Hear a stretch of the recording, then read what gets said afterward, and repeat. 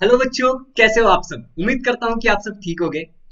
आज का हमारा टॉपिक है बच्चों, हेरिडिटी एंड इवोल्यूशन। जी हाँ, जैसा कि आप लोग देख पा रहे हो, हेरिडिटी एंड इवोल्यूशन बच्चों, ये है क्लास 10th का chapter number 1 from part 2। Part 1 से रिलेटेड ऑलरेडी 5 वीडियोस डाल दिए गए, चैप्टर 1 2 3 4 5।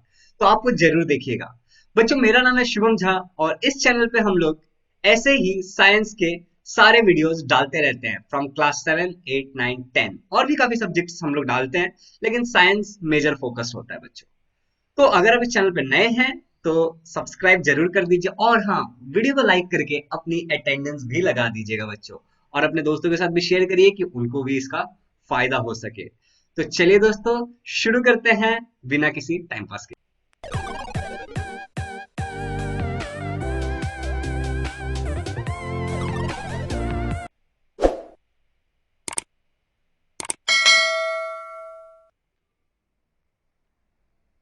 बच्चों, अगर इस चैप्टर के कंटेंट्स के बारे में बात करें, हम जिस चीज के बारे में पहले बात कर लेते हैं चैप्टर को स्टार्ट करने से पहले, जी हाँ, हम कंटेंट्स के बारे में बात करते हैं। तो जो सबसे पहले इस चैप्टर में हमें समझना है वो है हेरिडिटी एंड हेरिडिटरी चेंजेस। ये हमारा सबसे पहला टॉपिक होगा और आज की इस वीडियो में हम लोग इसी टॉपिक को कवर करेंगे। उसके बाद जो नेक्स्ट सब टॉपिक है इसका बच्चों, इस चैप्टर का, वो है ट्रांसक्रिप्शन, ट्रांसलेशन एंड ट्रांसलोकेशन। जिसको ये तीनों प्रोसेस बेसिकली क्या होता है इसमें, मतलब डीएनए से आरएनए कैसे बनता है और आरएनए से फिर प्रोटीन सिंथेसिस कैसा होता है, उसी चीज को, जिसको आप सेंट्रल डोग्मा भी बुलाते हो बच्चों। आप लोग क्या बुलाते हो उस प्रोसेस को? इन सारे प्रोसेस को एक साथ सेंट्रल डोग्मा भी बुलाते हैं। ठीक है बच्चों, तो इस चीज के बारे में हमें जानना है। उसके बाद बच्चों इस चैप्टर में हमें समझना है इवोल्यूशन के बारे में, कि इवोल्यूशन क्या है। ठीक है, आपको इवोल्यूशन का मतलब पता है? नहीं पता है तो हम लोग इस चैप्टर में जरूर डिस्कस करने वाले हैं। उसके बाद बच्चों खाली हम लोग इवोल्यूशन के बारे में नहीं समझेंगे, हम लोग ये भी समझेंगे कि एविडेंसेस ऑफ इवोल्यूशन, कि मतलब इवोल्यूशन अगर हुआ था तो उसके एविडेंस क्या है। तो हम काफी 5 6 टाइप के एविडेंस है, जैसे पैलेंथोलॉजिकल एविडेंस, मॉर्फोलॉजिकल एविडेंस, ठीक है, एम्ब्रोलॉजिकल एविडेंस, ऐसे बहुत सारे एविडेंस के बारे में अच्छे से बात करने वाले हैं बच्चों। अगला जो हमारा टॉपिक होगा इसमें है वो है Darwin's theory of natural selection बच्चों। तो इस चैप्टर में हम लोग Darwin's theory of natural selection को भी काफी अच्छे से देखेंगे बच्चों। उसके बाद बच्चों हम लोग लमार्किज्म भी समझेंगे। ठीक है, लमार्किज्म समझेंगे बच्चों। और उसका बाद सेकंड लास्ट जो टॉपिक है इस चैप्टर का वो है स्पेशिएशन। हम लोग क्या समझने वाले हैं सेकंड लास्ट इसमें? Speciation. And last but not list बच्चों, इवोल्यूशन में ही एक सब टॉपिक होगा ह्यूमन इवोल्यूशन। हम लोग क्या समझेंगे बच्चों? Human evolution. तो ह्यूमन इवोल्यूशन को हम लोग काफी अच्छे से समझेंगे कि कैसे कैसे ह्यूमन इवॉल्व हुए। तो बच्चों पहला जो टॉपिक है, जैसा कि मैंने आपको बताया था कि हमारा जो पहला टॉपिक रहेगा वो क्या रहेगा? हेरिडिटी, ठीक है, एंड हेरिडिटरी चेंजेस। तो ये हमारा फर्स्ट टॉपिक होगा बच्चों। तो चलिए शुरू करते हैं। तो बच्चों जैसा कि यहाँ पे एक फिगर दिख रहा होगा आपको, ठीक है, और इस फिगर को देख करके आपको क्या समझ में आता है कि यार ये सेल है। क्या है ये? सेल। लैटिन वर्ड सेलुला से सेल बना था, राइट।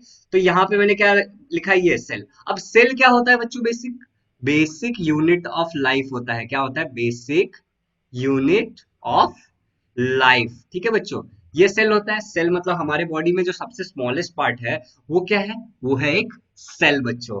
अब सेल के अंदर सेंटर में होता है न्यूक्लियो, लिखा है मैंने यहाँ पे। मतलब क्या बच्चों? न्यूक्लियस। सेल के सेंटर में क्या होता है? न्यूक्लियस होता है। ठीक है बच्चों। अब न्यूक्लियस क्या है बच्चों? कंट्रोलिंग यूनिट है। क्या है बच्चों? Controlling unit. मतलब सेल को कंट्रोल करने वाला क्या होता है बच्चों? न्यूक्लियस होता है। तो न्यूक्लियस क्या है बच्चों? एक controlling unit of the cell है। अब इस न्यूक्लियस के अंदर, ठीक है बच्चों, इस न्यूक्लियस के अंदर होता है क्रोमोजोमा, मतलब कि क्रोमोजोम्स बच्चों। इस न्यूक्लियस के अंदर क्या होता है? क्रोमोजोम। आप यहाँ पे देख पा रहे हो ये कैसा है? थ्रेड लाइक स्ट्रक्चर है बच्चों। ये कैसा है? एक थ्रेड लाइक स्ट्रक्चर है। कैसा है बच्चों? थ्रेड लाइक स्ट्रक्चर है। ठीक है, तो यही थ्रेड लाइक स्ट्रक्चर को बच्चों हम लोग क्रोमोजोम्स बुलाते हैं। क्या बुलाते हैं इस थ्रेड लाइक स्ट्रक्चर को? क्रोमोजोम्स बच्चों। ठीक है, अब ये क्रोमोजोम्स, जो ये थ्रेड लाइक स्ट्रक्चर आपको दिख रहा है, ठीक है बच्चों, ये थ्रेड लाइक स्ट्रक्चर जो ऐसे मान लो कि आपके थ्रेड लाइक स्ट्रक्चर है इस तरीके से। तो ये जो थ्रेड, ये इंडिविजुअल अगर थ्रेड की हम बात करें तो ये जो थ्रेड है बच्चों, ये है हमारा DNA. Chromosomes are made up of DNA. Chromosomes are made of, ठीक है, chromosomes are made up of DNA. Chromosome किन चीजों से बना है बच्चों? डीएनए। तो सारा का सारा मुद्दा आ जाता है डीएनए पे। अगर हम बात कर रहे हैं हेरिडिटी की, ठीक है, तो ये सब क्यों होता है? डीएनए के कारण होता है। तो मैं आपको बताता हूँ, लेकिन पहले मैं आपको ये चीजें समझा देना चाहता हूँ। हमने देखा बच्चों अभी अभी कि सेल क्या है? सेल है हमारा बेसिक यूनिट ऑफ लाइफ, ठीक है, सबसे छोटा यूनिट, फंडामेंटल यूनिट, ठीक है। उसके बाद सेल के सेंटर में एक होता है न्यूक्लियस जो कि कंट्रोल करता है, ये कंट्रोलिंग यूनिट होता है। न्यूक्लियस के अंदर हमने देखा कि क्रोमोसोम होता है, और क्रोमोसोम कैसा है? क्रोमोसोम है थ्रेड लाइक स्ट्रक्चर, ठीक है, क्रोमोसोम है जो कि थ्रेड लाइक स्ट्रक्चर है। और ये क्रोमोसोम बना होता है डीएनए से। ये क्रोमोसोम किससे बना होता है बच्चों? डीएनए से बना होता है। तो अब एक बट ऑब्वियस सा सवाल उठता है कि मैं मेरे मम्मी पापा की तरह दिखता हूँ, मम्मी या पापा की तरह दिखता हूँ, ठीक है। अब मैं कंफ्यूज हूँ कि मैं मम्मी की तरह दिखता हूँ या पापा की तरह दिखता हूँ। बट मेरे जो हेयर्स है वो मेरे पापा जैसे हैं, ठीक है। मगर मेरी जो आंखें हैं वो मेरी मम्मी जैसी है। Are you getting it? मेरे हेयर्स मेरे पापा जैसे हैं, मेरी आंखें जो है वो मेरी मम्मी जैसी है, ठीक है। तो मैं काफी हद तक उन जैसा दिखता हूँ। तो ये क्यों है बच्चों? This is because of DNA, क्योंकि मेरे मम्मी पापा का डीएनए मेरे अंदर है। अब बच्चों डीएनए का फुल फॉर्म क्या होता है? डीएनए का फुल फॉर्म होता है डीऑक्सी, ठीक है, ribo nucleic acid, deoxy ribo nucleic acid, ठीक है बच्चों। ये एक टाइप का न्यूक्लिक एसिड है। ये क्या है? डीएनए एक टाइप का न्यूक्लिक एसिड है। और डीएनए किससे बना है? क्रोमोसोम से बना हुआ है बच्चों, ठीक है। तो मेरे जो कैरेक्टरिस्टिक है, मतलब मैं मेरे पापा के जैसा दिखता हूँ या फिर मेरी मम्मी के जैसा दिखता हूँ, ये बिकॉज ऑफ मेरे अंदर उनका डीएनए है। Are you getting it? तो चलो बच्चों अब आगे बढ़ते हैं। अब ये मैंने यहाँ पे एक डीएनए का स्ट्रक्चर रखा है, ठीक है। तो आप यहाँ पे अगर ध्यान से देखोगे तो ये एक डीएनए का डायग्राम है। अगर इस डीएनए के डायग्राम को, मतलब मान लो कि इस डीएनए के डायग्राम में दो स्ट्रैंड होते हैं बच्चों, ठीक है। हम लोग डीएनए को बहुत अच्छे से समझने वाले हैं, ठीक है, लेकिन उससे पहले हम लोग ये देखते हैं कि डीएनए में दो स्ट्रैंड होता है बच्चों, ठीक है। एक लैडर जैसा स्ट्रक्चर दिख रहा है आपको, लैडर। अब ये इस लैडर को क्या किया? ट्विस्ट कर दिया, सपोज करो, दोनों साइड से पकड़ा और ट्विस्ट कर दिया। तो ये ट्विस्ट में यहाँ पे क्या आया? एक जॉइंट आया यहाँ पे, ठीक है। फिर यहाँ पे एक जॉइंट आया। तो ये डीएनए पे यहाँ पे क्या है बच्चों? यहाँ पे ज्वाइंट आया, मतलब जब ट्विस्ट किया तो, ठीक है बच्चों। अब इसमें काफी सारी चीज होती है, ठीक है, पेंटोस शुगर, फॉस्फेरिक एसिड, काफी सारी चीजें जिसको हम बाद में देखेंगे। डीएनए कैसे बना है आपने नाइन्थ में सीखा होगा, इस चीज को हम बाद में डिस्कस करेंगे। लेकिन अभी हमारा पॉइंट क्या है बच्चों, कि ये डीएनए जो है ये काफी लंबा चेन होता है। मतलब मान लो कि इस तरीके का एक लंबा चेन वाला स्ट्रक्चर है डीएनए का, ठीक है बच्चों। अब ये पूरा का पूरा डीएनए काफी लंबा होता है, लेकिन ये सभी चीजें हमारी कैरेक्टरिस्टिक को कंट्रोल नहीं करती बच्चों। इस डीएनए का एक पर्टिकुलर सेगमेंट, क्या बोल रहा हूं बच्चों, इस डीएनए का एक पर्टिकुलर सेगमेंट, सेगमेंट मतलब एक छोटा सा हिस्सा, उस सेगमेंट को हम बुलाते हैं बच्चों जीन बुलाते हैं। Functional segment of a DNA are called gene. Functional segment एक डीएनए के, जिसको हम क्या बुलाते हैं बच्चों? जीन बुलाते हैं। और यही जीन जो है बच्चों, ये हमारे कैरेक्टरिस्टिक को कंट्रोल करती है। जैसे कि मेरे बाल करली है और वो मेरे पापा जैसे है, तो ये क्यों हुआ? क्योंकि मेरे पास उनका जीन है, और उस जीन के ऊपर ये, मतलब मेरे पास डीएनए आया उनका, और उस डीएनए के ऊपर जो सेगमेंट था जीन, उसके अंदर ये कैरेक्टरिस्टिक थी बच्चों। तो बस आपको यहाँ पे यही चीज समझना है कि यहाँ पे आपको क्या समझना है बच्चों? सेल के अंदर होता है न्यूक्लियस, न्यूक्लियस के अंदर होता है क्रोमोसोम, क्रोमोसोम के अंदर होता है डीएनए, और डीएनए हमारे बॉडी के फंक्शंस को कंट्रोल करता है, हम कैसे दिखेंगे, क्या करेंगे। This is all because of DNA. इस डीएनए का एक छोटा सा अगर पार्ट ले ले तो उसको बोलते हैं सेगमेंट ऑफ डीएनए, और वो सेगमेंट ऑफ डीएनए अलग अलग चीजों को कंट्रोल करती है। तो चलो बच्चों अब आगे बढ़ते हैं और अगली चीज देखते हैं। अब देखो यहाँ पे अगर आप ध्यान से देखोगे तो ये लड़की टॉल है। कैसी है? टॉल है, ठीक है। ये लड़की थोड़ी सी शॉर्ट है उसके मुकाबले। कैसी है बच्चों? शॉर्ट है। मतलब यहाँ पे एक टॉल है और एक शॉर्ट है। तो ये भी एक कैरेक्टरिस्टिक है। ये क्या है बच्चों? यहाँ पे हाइट को अगर हम एक कैरेक्टरिस्टिक माने, ठीक है बच्चों, तो क्या बोल रहा हूं मैं, कैरेक्टरिस्टिक, ठीक है बच्चों, कैरेक्टरिस्टिक माने तो कोई टॉल हो सकता है, कोई शॉर्ट हो सकता है। चलो बच्चों अब आगे चलते हैं। यहाँ पे अगर आप देखोगे तो इस बच्चे का जो बॉडी कलर है वो है व्हाइट है। बॉडी टोन इसका कैसा है? व्हाइट है। इसका कैसा है बच्चों? इसका ब्लैक है। इसका कैसा है? ब्लैक है। मतलब कि अगर स्किन कलर की बात माने, हम अगर स्किन कलर को समझे तो स्किन कलर एक तो व्हाइट हो सकता है या ब्लैक हो सकता है। तो ये भी एक कैरेक्टरिस्टिक है। ये भी क्यों आया? डीएनए के कारण आया, ठीक है बच्चों। मतलब हम किसी पॉइंट पे जा रहे हैं, जो हमारा पहला topic heredity and heredity changes, उसको समझने। अब बात करते हैं इस चीज की। तो यहाँ पे आपको इस पिक्चर में काफी सारे आंख दिख रहे होंगे, और तो अगर आप ध्यान से यहाँ पे देख पा रहे हो तो यहाँ पे अलग अलग टाइप के आंख है, ठीक है। आंख की रेटिना अलग है, देखो आईलिड्स यहाँ पे इसके अलग है, इसके अलग है, इसके अलग है, ठीक है। मतलब काफी सारी चीजें अलग है। आंखों का लिड अलग है, आंखों का शेप अलग है, शेप मतलब थोड़ा सा स्टाइल अलग है, मतलब थोड़ा सा स्ट्रक्चर अलग है।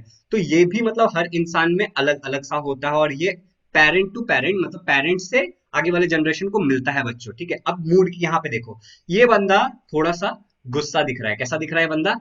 एंग्री है। ये बंदे के अंदर इमोशन है एंगर। अब यहाँ पे देखो तो ये वाला जो इंसान है ये काफी काम है। ऑन द कॉन्ट्री कैसा है बच्चों? ये काफी काम है। तो हम यहाँ पे बोल सकते हैं कि पीछे हमने देखा कि यहाँ पे फिजिकल कैरेक्टरिस्टिक, जैसे कि एक बंदा गोरा है, एक काला है, ठीक है। उसके पहले हमने यहाँ पे देखा कि एक लंबा है, एक छोटा है, ठीक है। तो इस तरीके के फिजिकल कैरेक्टरिस्टिक, ठीक है बच्चों, या फिर इस तरीके के इमोशनल कैरेक्टरिस्टिक, ये जो एंगर है ये कैसा है बच्चों? इमोशनल कैरेक्टरिस्टिक है, ठीक है। ये इमोशनल कैरेक्टरिस्टिक है। ये बंदा काम है, ये भी मतलब ये इमोशन के ऊपर है, ठीक है बच्चों। तो इस तरीके से हमने काफी कुछ समझ लिया, ठीक है। तो यही जो डिफरेंट पॉसिबिलिटी ऑफ कैरेक्टर्स होते हैं बच्चों, ठीक है, this are called as traits. तो ये जो कैरेक्टर्स के डिफरेंट पॉसिबिलिटी होते हैं इसको हम लोग ट्रेड्स बुलाते हैं। क्या बुलाते हैं बच्चों? ट्रेड्स बुलाते हैं। तो समझो, कैरेक्टर मतलब क्या हो गया? टॉलनेस, और ट्रेड्स मतलब क्या हो गया? शॉर्ट या फिर टॉल, ठीक है। मतलब हाइट एक कैरेक्टर हो गई, और वो छोटा है या बड़ा है ये एक ट्रेट हो गया। इन चीजों को, ये ट्रेट को कंट्रोल कौन करता है बच्चों? तो ये ट्रेट को कंट्रोल करता है जीन।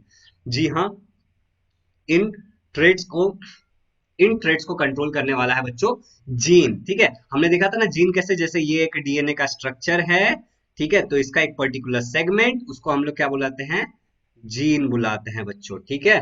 तो अब आपको समझ में आ गया कि traits are controlled by gene. तो बच्चों अब एक सवाल उठता है कि सर इतना सब कुछ हम समझ लिए, लेकिन हेरिडिटी का मतलब क्या होता है? तो बच्चों हेरिडिटी का मतलब होता है, heredity is passing on physical और मेंटल कैरेक्टरिस्टिक। जैसे हमने फिजिकल कैरेक्टरिस्टिक देखे, टॉलनेस, आंखों का कलर वगैरह वगैरह, जैसे कि ये फिजिकल कैरेक्टरिस्टिक थी। इमोशनल कैरेक्टरिस्टिक जैसे मेंटल कैरेक्टरिस्टिक, इमोशनल कैरेक्टरिस्टिक जैसे कि गुस्सा आना, शांत रहना, ठीक है बच्चों। इसको पास करना कहाँ से? Genetically, characteristic genetically from one generation to another, मतलब पेरेंट जनरेशन से चाइल्ड जनरेशन तक, मतलब एक जनरेशन से दूसरे जनरेशन को ट्रांसफर करना, इसी को हम लोग बोलते हैं हेरिडिटी। इसको क्या बोलते हैं बच्चों? हेरिडिटी। तो पहला वाला जो टॉपिक था वो हेरिडिटी हमें समझ में आ गया। अब ये हेरिडिटी, ट्रांसफर ऑफ कैरेक्टरिस्टिक कैसे होता है बच्चों? जीन के द्वारा होता है। अब जीन किस में होता है बच्चों? डीएनए में होता है। डीएनए किस में होता है बच्चों? क्रोमोसोम्स में होता है, ठीक है। आप समझ रहे हो ना? ये इस फ्लो को समझो। क्रोमोसोम में होता है। क्रोमोसोम किस में होता है बच्चों? न्यूक्लियस में होता है। न्यूक्लियस किस में होता है बच्चों? सेल में होता है। आई होप कि आपको ये फ्लो तो समझ में आ ही गया होगा। मैं वापस एक बार बताता हूँ बच्चों, जस्ट मेरे को एक बार हाईलाइट कर लेने दो, ठीक है। ये हेरिडिटी कैरेक्टरिस्टिक कौन कंट्रोल करता है? हमारा जीन। जीन होता है डीएनए का एक सेगमेंट। डीएनए बनता है, क्रोमोसोम में होता है डीएनए, और क्रोमोसोम होता है न्यूक्लियस के अंदर, और न्यूक्लियस होता है सेल के अंदर। अगर आप इस चैनल पे नए हो तो प्लीज सब्सक्राइब द चैनल और लाइक करके अपनी अटेंडेंस जरूर लगा दीजिए। तो चलिए प्रोटीन सिंथेसिस को काफी अच्छे से सीखते हैं। तो बच्चों हमारे जो बॉडी है, हमारे जो कैरेक्टर्स को डिसाइड करने वाली चीज क्या होती है? डीएनए होती है, ठीक है। डीएनए में भी जीन होता है तो समझेंगे, लेकिन डीएनए होता है, ठीक है बच्चों। अब डीएनए से प्रोड्यूस करता है, डीएनए का जो स्पेसिफिक सेगमेंट होगा ऑफ डीएनए, मैं क्या कह रहा हूँ बच्चों? डीएनए का जो स्पेसिफिक सेगमेंट होगा, जस्ट एक सेकंड बच्चों मैं हाईलाइट करता हूँ आपके लिए, ठीक है। डीएनए का, अगर हम मान लो कि अगर हम डीएनए की इस पार्ट की बात कर रहे हैं खाली, ठीक है, इस पार्ट की बात कर रहे हैं, तो ये पार्ट क्या हो गया? एक स्पेसिफिक सेगमेंट हो गया। इस सेगमेंट को हम लोग बोलते हैं जीन। अगर आपको ये नहीं पता है तो पिछला लेक्चर जाके देख लीजिए, उसमें सब कुछ है, ठीक है। लिंक नीचे डिस्क्रिप्शन बॉक्स में। अब ये जो जीन होता है बच्चों, ये जीन हमारे कैरेक्टर्स को कंट्रोल करता है। जैसे हमारा फेस कैसा दिखेगा, हमारा मुंह कैसा होगा, हमारा आवाज कैसा होगा, हमारे बाल कर्ली होंगे, स्ट्रेट होंगे, हमारा स्किन टोन कैसा होगा, ये सब कंट्रोल करता है ये जीन, ठीक है। लेकिन क्या ये डीएनए और जीन खुद ब खुद करता है? नहीं। इस चीज के लिए हमारा डीएनए, मतलब इस चीज का करने के लिए यूज किया जाता है प्रोटीन का। किस चीज का? प्रोटीन का यूज करता है हमारा डीएनए। तो ये प्रोटीन तो बनाना पड़ेगा ना डीएनए से, तो इसी चीज को प्रोटीन सिंथेसिस कहते हैं, कि डीएनए से प्रोटीन कैसे बनता है, जिससे हमारे कैरेक्टर्स को डिफाइन कर, हमारे कैरेक्टर्स होते हैं, ठीक है, जिससे हमारे कैरेक्टर्स बनते हैं। तो चलिए देखते हैं। तो ये है डीएनए बच्चों। डीएनए से आरएनए बनेगा। डीएनए से क्या बनेगा? आरएनए बनेगा, ठीक है बच्चों। अब ये कैसे बनता है ये हम लोगों ने लास्ट लेक्चर में बात किया, और आज भी हम अच्छे से समझेंगे कि डीएनए से आरएनए बनता कैसे है, ठीक है बच्चों। और इस आरएनए से बनता है प्रोटीन बच्चों, और वो जो प्रोटीन है वो हमारे कैरेक्टर्स को कंट्रोल करेगा, राइट। डीएनए से आरएनए बनेगा, उस आरएनए से बनेगा प्रोटीन, और वो प्रोटीन हमारे कैरेक्टर्स को कंट्रोल करेगा। तो हम ऐसा कह सकते हैं बच्चों कि DNA produces protein with help of RNA. हम क्या कह सकते हैं बच्चों कि हमारा जो डीएनए है, ये वाला डीएनए, ठीक है, ये क्या प्रोड्यूस करता है, प्रोटीन प्रोड्यूस करता है, लेकिन इसमें हेल्प किसकी लेता है, ये आरएनए की हेल्प लेता है, और यही प्रोटीन हमारे कैरेक्टर्स को डिफाइन करते हैं। राइट बच्चों? तो ये सारा जो प्रोसेस है कि डीएनए से आरएनए बनता है, आरएनए से प्रोटीन, और प्रोटीन हमारे कैरेक्टर्स को डिसाइड करता है, इसी चीज को पूरा कहते हैं central dogma. DNA produces protein with help of RNA, इस प्रोसेस को क्या कहते हैं बच्चों, सेंट्रल डोग्मा। तो DNA produce protein with help of RNA, इस चीज को क्या कहते हैं बच्चों, पूरे प्रोसेस को कहते हैं सेंट्रल डोग्मा। तो चलो बच्चों अब आगे बढ़ते हैं। लेकिन आगे बढ़ने से पहले बच्चों हमें जानना पड़ेगा डीएनए के बारे में और आरएनए के बारे में। हमें समझना पड़ेगा कि डीएनए कैसा होता है और आरएनए कैसा होता है, और आरएनए के टाइप्स क्या है, जो कि मैंने अब तक आपसे डिस्कस नहीं किया, तो मैं वो डिस्कस कर लेता हूँ आपसे। तो चलिए डीएनए के बारे में डिस्कस करते हैं। तो बच्चों यहाँ पे आपको दिख रहा है एक डीएनए का स्ट्रैंड। हमने बताया था कि डीएनए कैसा होता है, डबल हेलिक्स स्ट्रक्चर होता है, और वो ट्विस्टेड होता है, एक लैडर की तरह होता है। लास्ट लेक्चर में हमने बात की थी, आई होप आपको याद होगा। अब देखो बच्चों, इस डीएनए के अंदर जो ये बॉन्ड्स है ना बच्चों, ये दो चीजों को जो ज्वाइन करने के लिए बॉन्ड है, इन बॉन्ड को बच्चों हाइड्रोजन बॉन्ड्स बोलते हैं। क्या बोलते हैं इन बॉन्ड्स को, हाइड्रोजन बॉन्ड्स बोलते हैं। और ये बेस पेयर्स हैं, ठीक है बच्चों। अभी यहाँ पे देखो, ये ग्रीन कलर से यहाँ पे हमने एडेनिन को दिखाया है, ठीक है, और उसको हम लोग लिखेंगे ए से। आगे जब भी आप ए देखो तो आप समझ जाना कि एडेनिन है उसका मतलब। नीचे देखो बच्चों, रेड कलर से हमने थाइमाइन दिखाया है, ठीक है, थाइमिन दिखाया है, और उसको हम लोग टी से रिप्रेजेंट करेंगे। सी से साइटोसिन दिखाया हमने, मतलब ये ब्लू कलर से, ठीक है, और येलो कलर से हमने ग्वानिन दिखाया है। और बच्चों याद रखना, आरएनए में मैं बताता हूँ, आगे चलेंगे तो आरएनए के बारे में देखेंगे, उसमें थाइमिन नहीं होता, उसमें यूरासिल होता है, ठीक है बच्चों। तो आगे बढ़ते हैं बच्चों। तो ये है डीएनए, इसमें देखो एक 3 एंड होता, एक 5 डैश एंड होता है, और एक 3 डैश एंड होता है, और नीचे देखो 5 डैश एंड इस तरफ आ गया, और इधर 3 डैश एंड इस तरफ आ गया है, ठीक है बच्चों। अगर यहाँ पे आप देख रहे हो 3 डैश एंड कहाँ आ गया है, इस तरफ आ गया है, ओके। तो आपने ये देख लिया होगा इधर, ओके बच्चों। तो इस तरीके से एक डीएनए का स्ट्रक्चर होता है बच्चों, और इसमें ये जो पेयरिंग है ना बच्चों, इसको न्यूक्लियोटाइड पेयरिंग बोलते हैं, ठीक है। ये सब जो न्यूक्लियोटाइड्स है यहाँ पे, ये देखो, ये जो एडेनाइन, थाइमिन और साइटोसिन और गुनिन है ना, तो यही सब चीजें आगे डिसाइड करेगी, मतलब कि आरएनए बनने में हेल्प करती है। तो चलो देखते हैं, अब बात कर लेते हैं आरएनए के टाइप्स के बारे में। तो बच्चों आरएनए मतलब होता है राइबो न्यूक्लिक एसिड, ठीक है बच्चों। और इसके 3 टाइप्स होते हैं। पहला होता है एमआरएनए, ठीक है, एमआरएनए मतलब मैसेंजर आरएनए बच्चों। ये क्या करता है, carries code from DNA, DNA से, जो हमारा इस तरीके से डीएनए लास्ट लेक्चर में हमने डिस्कस किया था, ठीक है बच्चों, इसलिए मैं ज्यादा नहीं है, जो हमारा डीएनए है इस तरीके से, ठीक है, उससे लेके राइबोसोम तक प्रोटीन सिंथेसिस का इंफॉर्मेशन लेके जाता है। कहाँ तक लेके जाता है, राइबोसोम तक। आगे मैंने काफी अच्छी तरीके से सब कुछ समझाया है, तो आप बस बने रहिए लेक्चर में, ठीक है। अब बात करते हैं, दूसरा टाइप है आरएनए का, राइबोसोमल आरएनए।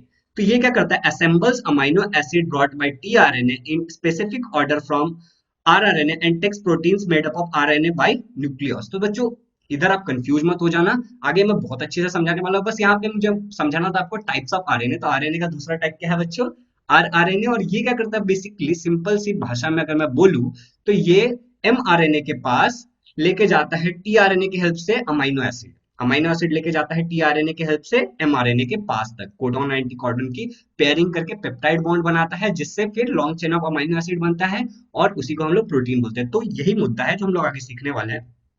तो अगला देखो, ये देखो टीआरएनए क्या लेके जा रहा है, अमीनो एसिड लेके जा रहा है यहाँ पे, ठीक है। तो ये है टीआरएनए, ठीक है, ये तीसरा टाइप है टीआरएनए, और इसको हम लोग बोलते हैं ट्रांसफर आरएनए बच्चों। इसको हम क्या बोलते हैं, ट्रांसफर आरएनए। ये क्या करता है, transport specific amino acid to ribosome for protein synthesis.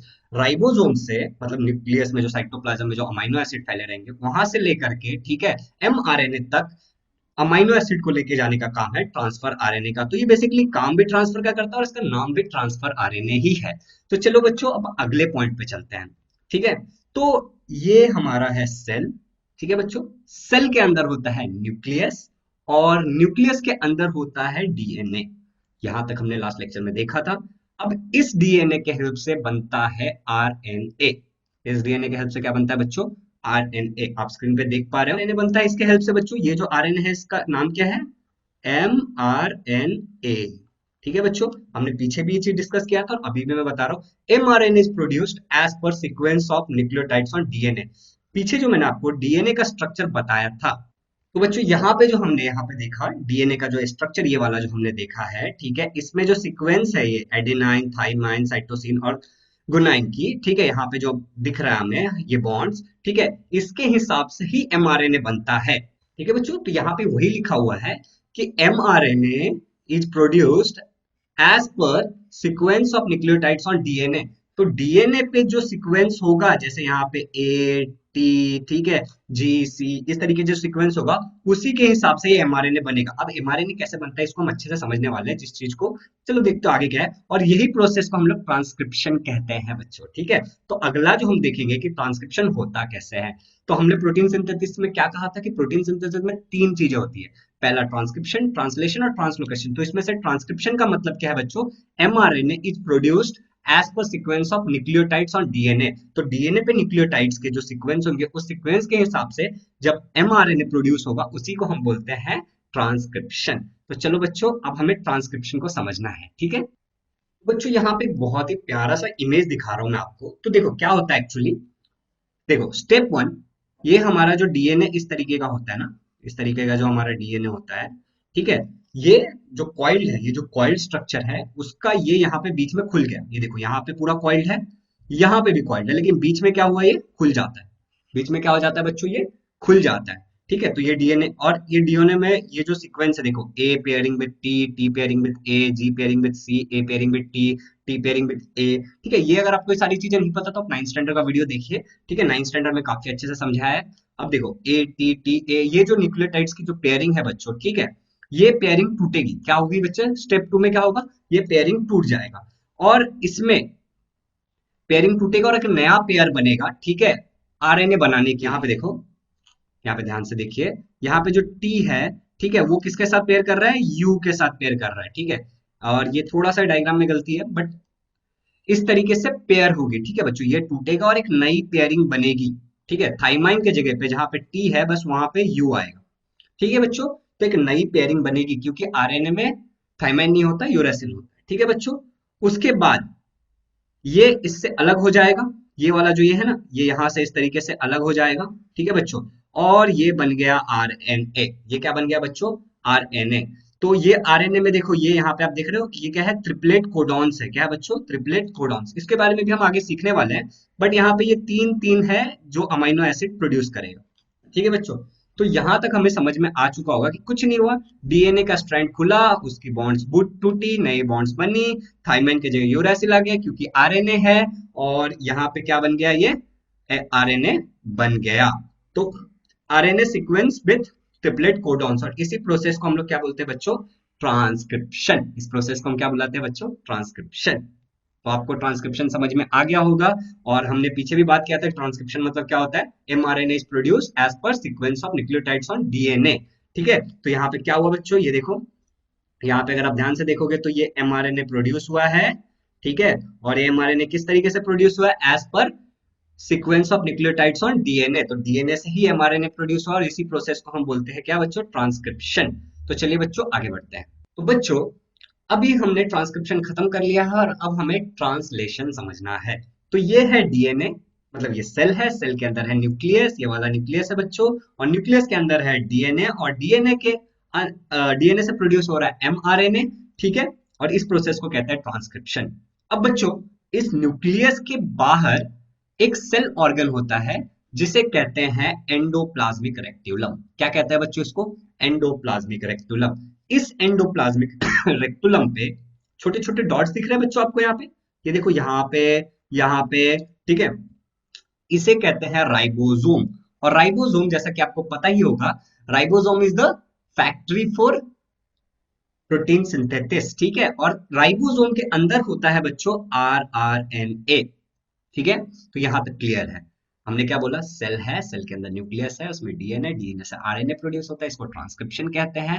बगल में न्यूक्लियस के बाहर में एंडोप्लाज्मिक रेक्टिकुलम है, उसके अंदर होता है राइबोसोम, और राइबोसोम के अंदर होता है आरआरएनए। तो यहां तक तो क्लियर होगा। चलो बच्चों फिर आगे बढ़ते हैं। ये है हमारा एमआरएनए, ठीक है बच्चों। इस एमआरएनए में आपने अगर ध्यान से आपने देखा होगा, मैंने पीछे भी कहा था कि तीन तीन की पेयरिंग होती है। तो देखो यहाँ पे एक दो तीन, और ये क्या बना, कोडॉन नंबर एक। ये जो तीन तीन की पेयरिंग होती है इसी को हम लोग ट्रिपलेट कोडॉन बोलते हैं। क्या बोलते हैं बच्चों? Triplet codon. ठीक है बच्चों, ट्रिपलेट कोडॉन। अब देखो यहाँ पे और तीन है, ये दूसरा तीन, ये तीसरा, चौथा, पांचवा, छठा और सातवां। इस तरीके से बहुत होता है। यहाँ पे एक स्टार्ट कोडॉन भी होता है, याद रखना। ठीक है, और एक एंड कोडॉन होता है। ठीक है बच्चों, अब ये हर एक ट्रिपलेट कोडॉन एक एक अमाइनो एसिड प्रोड्यूस करेगा। चलो देखते हैं। ग्रुप ऑफ थ्री न्यूक्लियोटाइड्स, यहाँ पे क्या है बच्चों? Group of three nucleotides. इसे हम कहते हैं ट्रिपलेट कोडॉन। जैसा कि मैंने आपको बताया था, ग्रुप ऑफ थ्री न्यूक्लियोटाइड्स को हम क्या कहते हैं? Triplet codon. और इस ट्रिपलेट कोडॉन से बनता है एक अमाइनो एसिड। मतलब कि ये कोडॉन नंबर वन एक अमाइनो एसिड बनाएगा, कोडॉन नंबर टू एक अमाइनो एसिड बनाएगा, कोडॉन नंबर थ्री एक अमाइनो एसिड बनाएगा, और इस तरीके से बहुत सारे अमाइनो एसिड बनेंगे। ठीक है बच्चों, इस तरीके से बहुत सारे अमाइनो एसिड बनेंगे। तो आई होप कि आपको यहां तक क्लियर हो गया होगा। तो यहां तक सब कुछ क्लियर है बच्चों। तो अब आगे बढ़ते हैं हम लोग। बच्चों वापस हम लोग यहाँ पे आ गए, लेकिन इस इमेज में बस एक फर्क है कि हमने जो यहाँ पे आरआरएनए लिया था बच्चों, यहाँ पे देखो जो हमने एमआरएनए, सॉरी एमआरएनए यहाँ पे लिखा था, पिछले सारे इमेज में हमने यहाँ पे दिखाया, वो अब यहाँ से यहाँ पे जा चुका है। क्या हो चुका है? एमआरएनए यहाँ से कहाँ जा चुका है? राइबोसोम तक जा चुका है। क्या लेके गया है? मैसेज लेके गया है। एमआरएनए का मतलब क्या था बच्चों? Messenger RNA. और किसके लेके गया? न्यूक्लियोटाइड फ्रॉम डीएनए, जो मैसेज लेके आया था कि किस तरीके का जो भी करना है प्रोटीन सिंथेसिस, वो मैसेज लेके कहाँ जा चुका है? राइबोसोम के पास जा चुका है बच्चों।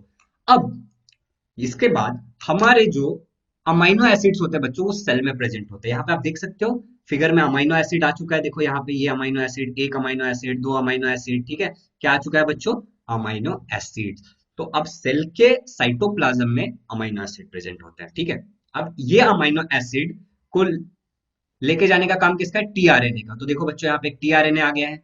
ठीक है बच्चों, अब ये टीआरएनए यहाँ से ये अमाइनो एसिड को उठाएगा और राइबोसोम तक लेके जाएगा। देखो किस तरीके से लेके जा रहा है। ठीक है, राइबोसोम तक लेके गया और उसको कहाँ पे रख दिया उसने? एमआरएनए के ऊपर रख दिया। इस प्रोसेस को बच्चों क्या कहते हैं? ट्रांसलेशन। तो चलो बच्चों आगे समझते हैं। ट्रांसलेशन में आगे अच्छे से डेफिनेशन भी बताऊंगा और सब कुछ समझाऊंगा, बट उससे पहले एक चीज समझ लेते हैं कि जब ये टीआरएनए वहां पे गया तो क्या होगा। तो बच्चों ये है हमारा राइबोसोम, यहाँ पे ये है एमआरएनए, और इस एमआरएनए पे ट्रिपलेट कोडॉन्स की पेयरिंग है। ठीक है, एक, दो, तीन, चार एंड सो ऑन। इस तरीके से काफी सारे होंगे बच्चों।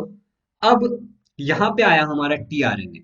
अब ध्यान से देखिए आप, टीआरएनए में अगर आप यहाँ पे देख पा रहे होगे, ठीक है बच्चों, अगर आप यहाँ पे देख पा रहे हो तो यहाँ पे भी कुछ चीजें हैं टीआरएनए में, तीन चीजें हैं।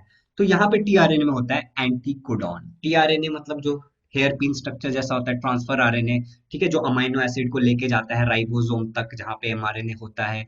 ठीक है बच्चों, तो इसमें होता है एंटीकोडॉन। साथ में हमें पता है कि हमारे एमआरएनए में होता है बच्चों, क्या होता है एमआरएनए में? कोडॉन्स। देखो आप यहाँ पे देख पा रहे हो कि एमआरएनए में क्या है? कोडॉन्स है। तो टीआरएनए में है एंटीकोडॉन और एमआरएनए में है बच्चों कोडॉन। ठीक है बच्चों, तो यहां तक सभी चीजें क्लियर है। अब यही कोडॉन और एंटीकोडॉन क्या करते हैं? पेयर करते हैं बच्चों। ठीक है, ये टीआरएनए और एमआरएनए के कोडॉन और एंटीकोडॉन क्या करते हैं? पेयर करते हैं। ठीक है, वो अमाइनो एसिड लेके आएगा। तो चलो देखते हैं कि वो अमाइनो एसिड किस तरीके से जाता है बच्चों। तो यहाँ पे आप देख सकते हो कि ये हमारा टीआरएनए है ऊपर, और उसके ऊपर एक अमाइनो एसिड है। ये टीआरएनए के ऊपर क्या है बच्चों? ये एक अमाइनो एसिड है। ठीक है बच्चों, ये टीआरएनए है और ये उसको लेकर के आएगा। अब इस तरीके से आया और यहाँ पे चला गया। कहाँ पे गया बच्चों? एमआरएनए के कोडॉन्स के ऊपर चला गया और इनकी क्या हो गई बच्चों? पेयरिंग हो गई। ये देखो मैंने डॉट डॉट से दिखाया बच्चों यहाँ पे। ठीक है, तो इनकी क्या हो गई? इस तरीके से ये पेयरिंग हो गई। तो ये देखो, अब इसी चीज को बच्चों बोलते हैं, देखो यहाँ पे क्या हुआ? As per codons on mRNA, mRNA पे जो कोडॉन्स है उसके हिसाब से amino acids are brought by tRNA, tRNA उसी के हिसाब से लेके आता है क्योंकि इस पे कोडॉन है और उसके पास क्या है? एंटी कोडॉन है बच्चों। और इस प्रोसेस को बोलते हैं ट्रांसलेशन। तो पीछे भी मैंने आपको ट्रांसलेशन समझाया था और यहाँ पे हमने और अच्छे से ट्रांसलेशन समझ लिया। As per the codons on mRNA amino acids are brought by tRNA. जैसे कि कोडॉन्स होंगे एमआरएनए पे, उसी तरीके से टीआरएनए क्या करेगा? अमाइनो एसिड उसके हिसाब से लेकर के आएगा और इसको बोलते हैं ट्रांसलेशन। तो देखो बच्चों, ये दूसरा भी लेके आया। ठीक है, पेयरिंग हो गई। ठीक है बच्चों, उसके बाद यहाँ पे बना एक बॉन्ड। यहाँ पे आपने ध्यान से देखा, यहाँ पे दो अमाइनो एसिड के बीच में बच्चों यहाँ पे एक बॉन्ड बन गया। क्या बन गया? दो अमाइनो एसिड के बीच में बच्चों एक बॉन्ड बन गया। अब देखो यहाँ पे क्या लिखा है, the amino acid brought by tRNA are bounded together with help of rRNA. ठीक है बच्चों, तो जो अमाइनो एसिड को कौन लेके आया बच्चों? ये टीआरएनए लेकर के आया। ठीक है, are bounded together with the help of rRNA. वो किसकी मदद से बाउंडेड हो गई? आरएनए की मदद से बाउंडेड हो गए बच्चों। और इस चीज को बोलते हैं पेप्टाइड बॉन्ड। ये जो बॉन्ड है बच्चों यहाँ पे, इस बॉन्ड को बोलते हैं पेप्टाइड बॉन्ड। तो ये आपको क्लियर हो चुका होगा। अब देखो ये तीसरा आया, ठीक है, ये तीसरा भी यहाँ पे आया, पेयरिंग हुई और ये वाला चला गया। आपने देखा पिछला वाला जो यहाँ पे जो एक टीआरएनए था बच्चों यहाँ पे, ठीक है, यहाँ पे जो टीआरएनए था वो चला गया। अब क्या होगा? अब जो हमारा ये राइबोसोम है वो शिफ्ट हुआ। ठीक है, राइबोसोम शिफ्ट हुआ। कितना शिफ्ट हुआ अगर आप ध्यान से देखोगे बच्चों, तो यहाँ पे इस इमेज में आपको दिख रहा होगा कि ये वाले अमीनो एसिड के साथ भी यहाँ पे पेयरिंग बना ली और ये राइबोसोम एक कोडॉन इतना शिफ्ट हुआ है। ठीक है, कितना? एक कोडॉन, एक ट्रिपलेट कोडॉन, एक ट्रिपलेट कोडॉन इतना शिफ्ट हुआ है बच्चों। ठीक है, the ribosomes keep on moving from one end of mRNA to other end by distance of one triplet codon। अब ये जो राइबोसोम है बच्चों, वो एक एंड ऑफ mRNA से लेकर के अगले एंड तक मूव करता रहता है। ठीक है, और कितना मूव करता है? वन वन यूनिट मूव करता है, one one triplet codon unit move करता है। मतलब अभी यहां से यहां आया है, ठीक है बच्चों, अगली बार यहां से यहां जाएगा और इस तरीके से मूव करते रहेगा। और इसी प्रोसेस को बोलते हैं ट्रांसलोकेशन। इस प्रोसेस को क्या बोलते हैं बच्चों? Translocation. The ribosome keeps on moving from one end of mRNA, एक एंड से mRNA के एंड तक मूव करेगा, आखिरी तक मूव करेगा with distance of one codon. ठीक है, वन ट्रिपलेट कोडॉन, एक ट्रिपलेट कोडॉन इतना मूव करेगा और उसी के साथ क्या होगा? यहाँ पे इस तरीके से लंबा चेन बनाते चला जाएगा। ठीक है बच्चों, क्या होगा यहाँ पे इस तरीके से लंबा चेन बनाते चला जाएगा आखिरी तक, सो ऑन। ठीक है, इसी को बोलते हैं ट्रांसलोकेशन। तो बच्चों यहां तक हमने सीखा कि इस तरीके से एक long chain of amino acid बन गया। क्या बन गया बच्चों? Long chain of amino acid बन चुका है। इसी long chain of amino acid को बोलते हैं बच्चों प्रोटीन। क्या बोलते हैं इस long chain of amino acid को? प्रोटीन कहते हैं। तो आई होप कि यहाँ तक आप लोगों को सब कुछ क्लियर हो गया होगा। ठीक है, यहाँ तक सभी कुछ क्लियर होगा बच्चों। तो चलो बच्चों अब आगे बढ़, तो चलिए बच्चों एक एक करके समराइज करते हैं ट्रांसक्रिप्शन, ट्रांसलेशन एंड ट्रांसलोकेशन को। पहला है ट्रांसक्रिप्शन। तो ट्रांसक्रिप्शन का मतलब है बच्चों, mRNA प्रोड्यूस होता है न्यूक्लियोटाइड ऑफ डीएनए के सीक्वेंस के हिसाब से। मतलब डीएनए के हिसाब से, डीएनए पे जो भी सीक्वेंस है उसके हिसाब से एक mRNA प्रोड्यूस होगा। ठीक है, सपोज करो मेरा बाल है, तो मेरे बाल के लिए कुछ प्रोटीन बनाना है, तो हमारे डीएनए में जहां पे बाल का इंफॉर्मेशन है वहां से जा करके एक mRNA प्रोड्यूस होगा। ठीक है, और डीएनए से mRNA प्रोड्यूस हुआ, इसको क्या कहते हैं बच्चों? ट्रांसक्रिप्शन। अगला अगला है ट्रांसलेशन बच्चों। तो ट्रांसलेशन में क्या है? As per the codons on mRNA, mRNA पे जो भी कोडॉन्स होंगे जो डीएनए से आया है उसके हिसाब से एक अमाइनो एसिड लाया जाएगा, उसके हिसाब से एक अमाइनो एसिड लाया जाएगा। किसके द्वारा? टीआरएनए द्वारा। तो टीआरएनए एक अमाइनो एसिड लेके आता है mRNA तक, उसको कहते हैं बच्चों ट्रांसक्रिप्शन। अगला समझते हैं बच्चों ट्रांसलोकेशन। तो ट्रांसलोकेशन मतलब क्या होता है बच्चों? देखो राइबोसोम जो है हमारा वो मूव करते रहता है। क्या करते रहता है हमारा राइबोसोम? मूव करते रहता है एक एंड ऑफ mRNA से आखिरी तक, दूसरे एंड तक। ठीक है, और कितना मूव करता है? One triplet codon. ठीक है, वन ट्रिपलेट कोडॉन इतना मूव करता है। तो इसी को कहते हैं बच्चों ट्रांसलोकेशन। तो बच्चों चारों तरफ पानी ही पानी है, सपोज करो, ठीक है, चारों तरफ पानी ही पानी था। देखो बच्चों इससे पहले कुछ और भी चीजें हैं जैसे बिग बैंग थ्योरी, ठीक है, तो हम लोग उसके बारे में डिस्कस नहीं कर रहे हैं। हम लोग डिस्कस कर रहे हैं जब अर्थ पे चारों तरफ पानी ही पानी था। तो बच्चों 3.5 बिलियन ईयर्स अगो, आप स्क्रीन पे देख सकते हो, 3.5 billion years ago life had been not existent on earth. तो पृथ्वी पे लाइफ नहीं था। कब? 3.5 बिलियन ईयर्स अगो। तो क्या था यहां पे? उसके बाद बच्चों 3.5 बिलियन ईयर्स अगो जब लाइफ नहीं था, उसके बाद धीरे धीरे सिंपल एलिमेंट्स में प्रेजेंट इन द ओशियन। क्या था? लाइफ तो नहीं था, मगर कुछ सिंपल एलिमेंट जरूर प्रेजेंट थे। कहां पे? ओशियन के अंदर कुछ सिंपल सिंपल एलिमेंट्स प्रेजेंट थे। आप देख सकते हो यहाँ पे सिंपल एलिमेंट्स। उसके बाद ये सिंपल एलिमेंट्स बच्चों एक दूसरे के साथ रिएक्ट करने लगे। क्या करने लगे? ये सिंपल एलिमेंट्स एक दूसरे के साथ रिएक्ट करने लगे और रिएक्ट करके बनाया इन लोगों ने कुछ ऑर्गेनिक और कुछ इनऑर्गेनिक कंपाउंड्स। क्या बना इनसे? कुछ ऑर्गेनिक एंड कुछ इनऑर्गेनिक कंपाउंड्स। किन से? वो सिंपल एलिमेंट से बच्चों, ठीक है। और इनके बाद इनसे सिंपल जो ये ऑर्गेनिक और इनऑर्गेनिक कंपाउंड थे ना बच्चों, जो सिंपल एलिमेंट से बने थे, वो भी एक दूसरे के साथ रिएक्ट करने लगे। उन्होंने भी क्या करना स्टार्ट कर दिया? एक दूसरे के साथ रिएक्ट करना स्टार्ट कर दिया, और इनसे बना है न्यूक्लिक एसिड एंड प्रोटीन्स। क्या बने बच्चे इनसे? न्यूक्लिक एसिड्स एंड प्रोटीन्स, ठीक है। न्यूक्लिक एसिड के कंपाउंड और प्रोटीन के कंपाउंड्स उनसे बने। उसके बाद बच्चों इन्होंने भी आपस में रिएक्ट करना स्टार्ट कर दिया, ये भी आपस में कंबाइन होने लगे।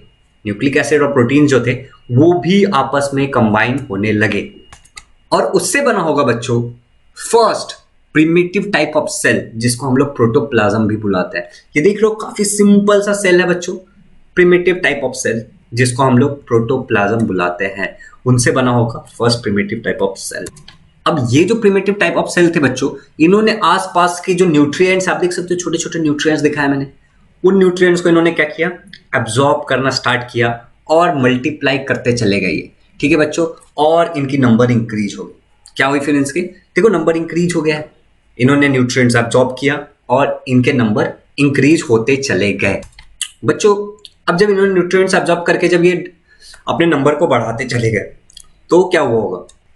तो जब इन्होंने न्यूट्रिएंट्स एब्जॉर्ब करके अपने नंबर को मल्टीप्लाई किया, उसके बाद बच्चों, ठीक है, कुछ सेल ने अच्छा ग्रोथ दिखाया, न्यू कैरेक्टर्स उनके अंदर फॉर्म हुए, उनके अंदर नए कैरेक्टर्स फॉर्म हुए, और कुछ सेल ने अच्छा ग्रोथ दिखाया, some cell showed good growth, ठीक है। और कुछ पेरिस्ट, मतलब फ्यू सेल्स हैव पेरिस्ट, जिन्होंने जो अच्छा ग्रोथ नहीं दिखा पाए वो पेरिस्ट हो गए। इसी चीज को बच्चों बोलते हैं थ्योरी ऑफ नेचुरल सिलेक्शन, जो डार्विन्स ने दिया था, जो हम आगे बहुत अच्छे से डिस्कस करने वाले हैं अगले लेक्चर में, कुछ मतलब टाइप्स ऑफ मतलब एविडेंसेस ऑफ इवोल्यूशन के बाद। लेकिन जिन्होंने अच्छा ग्रोथ नहीं दिखाया, जो आसपास के माहौल के हिसाब से खुद को एडजस्ट नहीं कर पाए, वो खत्म हो गए बच्चों। इन सब के बाद बने होंगे सबसे सिंपल टाइप के बैक्टीरिया या सिंपल टाइप के सेल, जिनको हम लोग प्रोकैरियोट सेल बोलते हैं, प्रिमिटिव टाइप ऑफ सेल जो था, ठीक है। तो इससे बना होगा प्रोकैरियोट सेल्स बच्चों। उसके बाद क्या हुआ होगा? डेवलपमेंट होता चला गया, फिर बने होंगे यूकैरियोट सेल्स। क्या बने होंगे फिर? Eukaryote sales.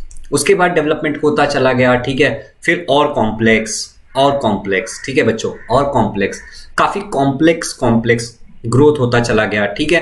एंड उसके बाद चेंजेस, यहां पे क्या हो रहा है बच्चों, देखो आप, changes occurred in unicellular animal, ठीक है। यूनिसेलुलर ऑर्गेनिजम्स जो थे उनके अंदर चेंजेस होते गए, और जिससे लार्जर, उससे बड़े और कॉम्प्लेक्स ऑर्गेनिज्म फॉर्म होते चले गए, राइट। और इन कॉम्प्लेक्स ऑर्गेनिज्म में ना अपनी ही कैरेक्टरिस्टिक थी, सब एक दूसरे से अलग थे। तो बच्चों ये सारे चेंजेस को होने में कितना समय लगा होगा? एक दिन में तो नहीं हुआ होगा, ये एक साल में भी नहीं हुआ होगा, ये सब होने में अराउंड 300 करोड़ ईयर लगे। कितना लगा इसमें? अराउंड 300 करोड़ ईयर्स, मतलब काफी समय लगा। तो इससे हम बोल सकते हैं, इसी चीज को इवोल्यूशन बोलते हैं बच्चों। इसको क्या कहते हैं? इवोल्यूशन। तो इवोल्यूशन का डेफिनेशन क्या होगा? Gradual change occurring in living organism. क्या बच्चों? Gradual change occurring in living organism. Gradual मतलब जो धीरे धीरे हो रहा है ओवर अ लॉन्ग ड्यूरेशन। कितना इसमें बहुत टाइम लगा, इज कॉल्ड इवोल्यूशन। मतलब जो स्लोली जो चेंज हो रहा है धीरे धीरे लंबे समय के लिए, उसी को हम कहते हैं इवोल्यूशन। जैसा कि मैंने बोला, हमारा टॉपिक है एविडेंसेस ऑफ इवोल्यूशन, और उसमें भी हम सबसे पहले देखने वाले हैं अबाउट मॉर्फोलॉजिकल एविडेंस। जी हाँ, हम देखेंगे अबाउट मॉर्फोलॉजिकल एविडेंस।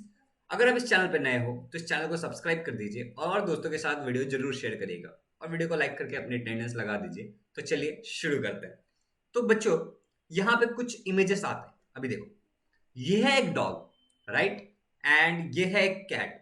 वैसे तो एक डॉग मतलब कुत्ता और कैट मतलब बिल्ली, दोनों में कुछ भी सिमिलैरिटी नहीं है। कुत्ता अलग प्राणी है, बिल्ली अलग प्राणी है, मगर अगर आप इनको ध्यान से ऑब्जर्व करोगे, if you will observe it very sharply, ठीक है, तो आपको दिखेगा, इनके नोस्ट्रिल को देख पा रहे हो आप? इनके नोस्ट्रिल्स को, इनका जो नोज है उसे आप ध्यान से देखो। इनके आईज को ध्यान से देखो बच्चों, इनके आईज को। आगे चल के आप इनके ईयर्स को देखो, बॉडी हेयर को देखो आप। इन सब में आपको क्या दिख रहा है? पोजीशन कॉमन है, नोज का पोजीशन, आईज का पोजीशन, ईयर्स का पोजीशन, ठीक है, इनके भी दोनों के बॉडी पे हेयर है। तो इससे क्या पता चलता है हमें? इससे हमें ये पता चलता है कि एक डॉग, कैट, फॉक्स या फिर कोई भी एनिमल, जो भी हम ले लेते हैं, बहुत सारे एनिमल, इनके बीच में हालांकि तो कुछ कॉमन नहीं है, मगर various similarities like structure of mouth, ठीक है, position of ear pinna, eyes, ठीक है, nostril and thickly distributed hair on the body, ठीक है, आर कॉमन। इनमें क्या है? ये चीजें कॉमन दिखती है, ये चीजें कॉमन दिखती है, राइट? तो इससे हम क्या कह सकते हैं कि इनका जो ओरिजिन होगा, क्या ओरिजिन होगा, एक कॉमन एंसेस्टर से है। किससे है? एक कॉमन एंसेस्टर से आया है, मतलब ये सब किसी एक से ही बन के आगे आए हैं, ठीक है। तो it is a process, it is a proof of evolution, right. अब आगे बढ़ते हैं। तो ये मस्त सा फिगर है, इसमें अभी देखो क्या आएगा। ये है एक चीकू, ये क्या है बच्चों?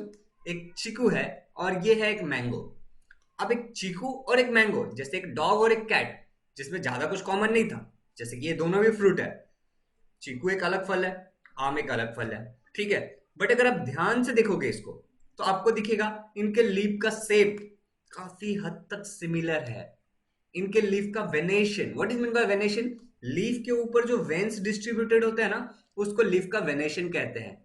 इनके लीफ का पेटियोल, क्या बोल रहा हूं मैं? लीफ का पेटियोल, इसमें काफी सिमिलैरिटी है। क्या है गाइस? इसमें काफी सिमिलैरिटीज है। तो इससे हम क्या कह सकते हैं? From this we can say that their origin must be same and have a common ancestor. जैसे हमने पिछले बार में कहा एक डॉग और कैट में कि उनका ओरिजिन सेम है, उनका एक कॉमन एंसेस्टर होगा, तो सेम हम इसमें भी कह सकते हैं। तो अब आगे बढ़ते हैं। तो अब तक हमने देखा एक डॉग, कैट, मैंगो, चीकू, ये सारे एग्जाम्पल मैंने आपके टेक्स्ट बुक से उठाया गाइस।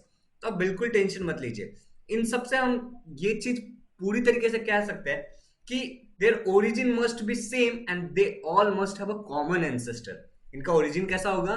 सेम होगा, और इनका एक कॉमन एंसेस्टर होगा। तो this is a proof of evolution. ये भी इवोल्यूशन का एक सबूत है। इवोल्यूशन का मतलब क्या था?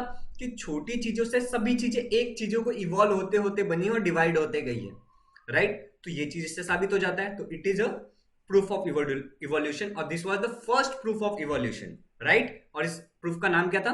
Morphological evidence. हम इसमें एक्सटर्नल स्ट्रक्चर को पढ़ रहे थे, राइट। तो आई होप कि आपको इतना समझ में आ गया होगा। और अब आगे बढ़ते हैं। तो गाइस, हमने देख लिया मॉर्फोलॉजिकल एविडेंस, जिसका मतलब होता है स्टडी ऑफ एक्सटर्नल स्ट्रक्चर। अगला जो एविडेंस है आपके बुक में, वो है एनाटॉमिकल एविडेंस, ठीक है। और इसका मतलब बिल्कुल उल्टा होता है मॉर्फोलॉजिकल एविडेंस से। तो इसका मतलब क्या है? Study of internal structure. जब आप किसी भी चीज के इंटरनल स्ट्रक्चर को पढ़ते हो, तो इसको बोलते हैं एनाटॉमिकल एविडेंस। तो इवोल्यूशन का वो सबूत जो इंटरनल स्ट्रक्चर से रिलेटेड है, उसको एनाटॉमिकल एविडेंस कहते हैं। तो चलिए आगे बढ़ते हैं। गाइस, ये है एक ह्यूमन हैंड, एक इंसान का फिस्ट। बगल में मैंने उसका बोन का भी स्ट्रक्चर दिखाया, आपको दिख रहा होगा। ये भी एक एनाटॉमिकल एविडेंस है। मैं आगे चल के आपको सभी को समझाऊंगा, बट अभी आप जो फोटोज आ रहे हैं, जो फिगर्स आ रहे हैं, उनको बड़े ध्यान से ऑब्जर्व करिए। ये बच्चों किसी जानवर का पंजा है, शेर या कुत्ता, आप जो भी समझ लो, ठीक है। उसका क्या है? ये पंजा है, जिसको मैंने अलग अलग डायरेक्शन से दिखाया है। आगे बढ़ते हैं।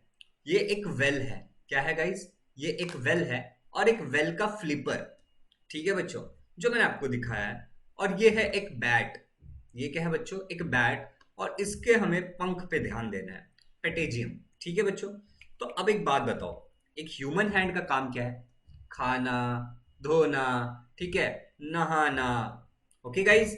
उसके अलावा ह्यूमन हैंड क्या करता है? अब आप सोचो, आप समझदार हो, ह्यूमन हैंड का क्या क्या काम है, ठीक है। तो ह्यूमन हैंड से हम बहुत सारी चीजें करते हैं, इसका काम कुछ अलग है। एक डॉग के लिए उसके जो लेग्स होते हैं, four limbs and back limbs जो भी होते हैं, वो उससे वो भागता है, दौड़ता है, अपने शिकार कर वो फाड़ता है, राइट। अगर एक वेल की बात करें, तो वो अपने हैंड्स का मतलब फ्लिपर्स का यूज करके तैरता है, डायरेक्शन चेंज करने के लिए यूज करता है। उसके बाद अगर हम एक बैट की बात करें, तो ये उससे उड़ता है। इन सब में हालांकि कुछ भी कॉमन नहीं है, राइट। सभी चीजों का फंक्शन अलग है। मगर आगे बढ़ते हैं।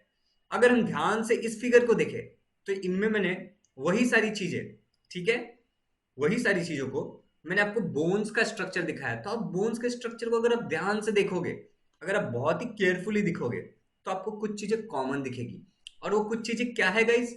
वो कुछ चीजें हैं इनके स्ट्रक्चर, इनके बोन्स के जॉइंट्स का स्ट्रक्चर, स्ट्रक्चर ऑफ बोन्स और जॉइंट्स कॉमन है, राइट? अगर आप ध्यान से देखो तो स्ट्रक्चर ऑफ बोन्स कॉमन है सब में, जॉइंट्स कॉमन है, राइट?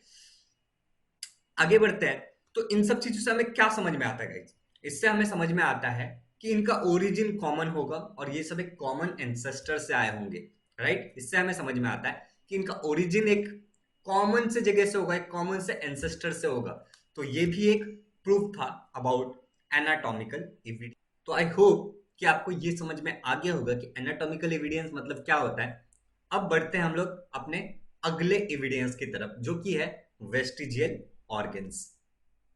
तो गाइस, हमने सीखा अबाउट मॉर्फोलॉजिकल एविडेंस, जिसका मतलब होता है study of external structure, anatomical evidence, जिसका मतलब होता है स्टडी ऑफ इंटरनल स्ट्रक्चर।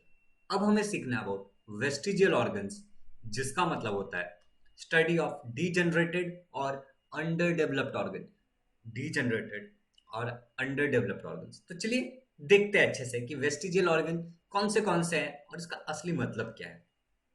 तो यहाँ पे आपको एक चीज दिख रहा होगा, पीछे कुछ बंदर हैं जो कि डांस कर रहे हैं, पेड़ पे चढ़ रहे उतर रहे हैं। बंदर का होता है पूंछ, राइट? बंदर का होता है पूंछ। इस पूंछ का बंदर किस चीज के लिए इस्तेमाल करता है? अपने आप को बैलेंस करने के लिए, क्योंकि एक बंदर को पेड़ पे चढ़ना होता है, वहां से उतरना होता है और काफी कुछ करना होता है। तो खुद को बैलेंस करने के लिए एक बंदर किस चीज का यूज करता है? अपने पूंछ का। अब यहाँ पे आपको दिख रहा होगा कि कैसे बंदरों से इंसान इवॉल्व होके आगे बढ़े। तो अब इंसान ना तो पेड़ पे चढ़ने का कोई स्पेसिफिक काम करता है, ना तो उसको उस पर बैलेंस करना होता है। तो इंसान का पूंछ धीरे धीरे गायब हो गया। तो इससे हमें क्या समझ में आता है बच्चों को? जो भी बॉडी के पार्ट का हमें काम नहीं लगेगा, वो धीरे धीरे डीजनरेट हो जाएगा। क्या हो जाएगा? डीजनरेट हो जाएगा, राइट? तो आगे बढ़ते हैं और वेस्टिजियल ऑर्गन में समझते हैं कि वेस्टिजियल ऑर्गन का मतलब ही है सम स्ट्रक्चर और organs under different situation become useless. कुछ ऐसे स्ट्रक्चर होते हैं या फिर कुछ ऐसे ऑर्गन्स होते हैं जो अलग अलग सिचुएशन के हिसाब से यूजलेस हो जाते हैं। क्या हो जाते हैं? यूजलेस हो जाते हैं। जैसे कि पूंछ, टेल, बंदरों में तो काम का था, लेकिन जब बंदरों से इंसान इवॉल्व होते गया तो हमारे किसी काम का नहीं है, राइट? अब आगे बढ़ते हैं। This existing organ undergo gradual changes. ये जो एग्जिस्टिंग ऑर्गन्स है, ये ग्रेजुअल चेंज में जाता है, मतलब लगातार बदलाव होते रहता है। अब क्या ये एक दिन में हो जाता है? नहीं। They begin to degenerate under such situation. अब बच्चों, ये एक दिन में भी नहीं होता। और ऐसे सिचुएशन में जब उसका कोई काम नहीं होता और वो चेंजेस हो रहा है, एक तो पॉजिटिव चेंजेस हो रहा है, एक तो निगेटिव, वो तो हट रहा है या तो वो और ज्यादा यूजफुल हो रहा है। ऐसे चीज सिचुएशन में जब उसका कोई यूज नहीं होता तो वो डीजनरेट हो जाता है, ठीक है? और ये इतनी जल्दी नहीं होता। It takes thousands of year for a structure to disappear. किसी एक स्ट्रक्चर को डिसअपियर होने में थाउजेंड्स ऑफ ईयर लग जाते हैं बच्चों, थाउजेंड्स ऑफ ईयर, एक दो दिन की बात नहीं है। तो यहां से हमें क्या समझ में आया कि वेस्टिजियल ऑर्गन में कुछ स्ट्रक्चर ऐसे होते हैं जो अंडर डेवलप्ड होते हैं या फिर वो यूजलेस बन जाते हैं, ठीक है? ऐसे ऑर्गन ग्रेजुअल चेंजेस में जाते हैं और ये डीजनरेट होना शुरू हो जाता है, और ये एक दो दिन में होता है। It take thousands of year for this process. आगे बढ़ते हैं। ये आपको दिख रहा है, ये हमारा लार्ज इंटेस्टाइन है, और इस लार्ज इंटेस्टाइन के पास एक हाईलाइटेड पोर्शन दिख रहा है आपको नीचे, कीड़े जैसा स्ट्रक्चर, राइट? उस कीड़े जैसे स्ट्रक्चर को बोलते हैं अपेंडिक्स। क्या कहते हैं बच्चों? अपेंडिक्स। अब पुराने जमाने में इंसान जो था, वो बंदर था, वो फल खाता था, कच्चा मांस खाता था, सब कुछ खाता था, तो उसको अपेंडिक्स इस ऑर्गन की जरूरत होती थी। क्यों? उसे डाइजेस्ट करने के लिए, ठीक है? लेकिन appendix is useless to humans. अब वो यूजलेस हो गया। क्यों? क्योंकि अब हम कच्चा मांस नहीं खाते, कच्चा खाना नहीं खाते, अब हम खाना पका के खाते हैं। मगर ये पूरी तरीके से यूजफुल है in these types of animal, जिसको हम रूमिनेंट्स कहते हैं, जो घास खाते हैं। Appendix which is useless to humans, जो ह्यूमंस के लिए यूजलेस है, is useful and fully functional organ. वो क्या है? यूजफुल है और फुल्ली फंक्शनल ऑर्गन है इन रूमिनेंट्स, जैसे कि गाय, भैंस, बकरी। ये लोग क्या करते हैं? शेर, ये क्या करते हैं? कच्चा खाना खाते हैं, ठीक है? ये जब कच्चा खाना खाते हैं तो इनको अपेंडिक्स की जरूरत लगती है। तो आई होप कि आपको समझ में आ गया होगा। एक ऑर्गन किसी के लिए यूजलेस है लेकिन किसी के लिए यूजफुल होगा, ठीक है? अब इससे क्या समझ में आता है आप समझ लो, कॉमन सी बात है।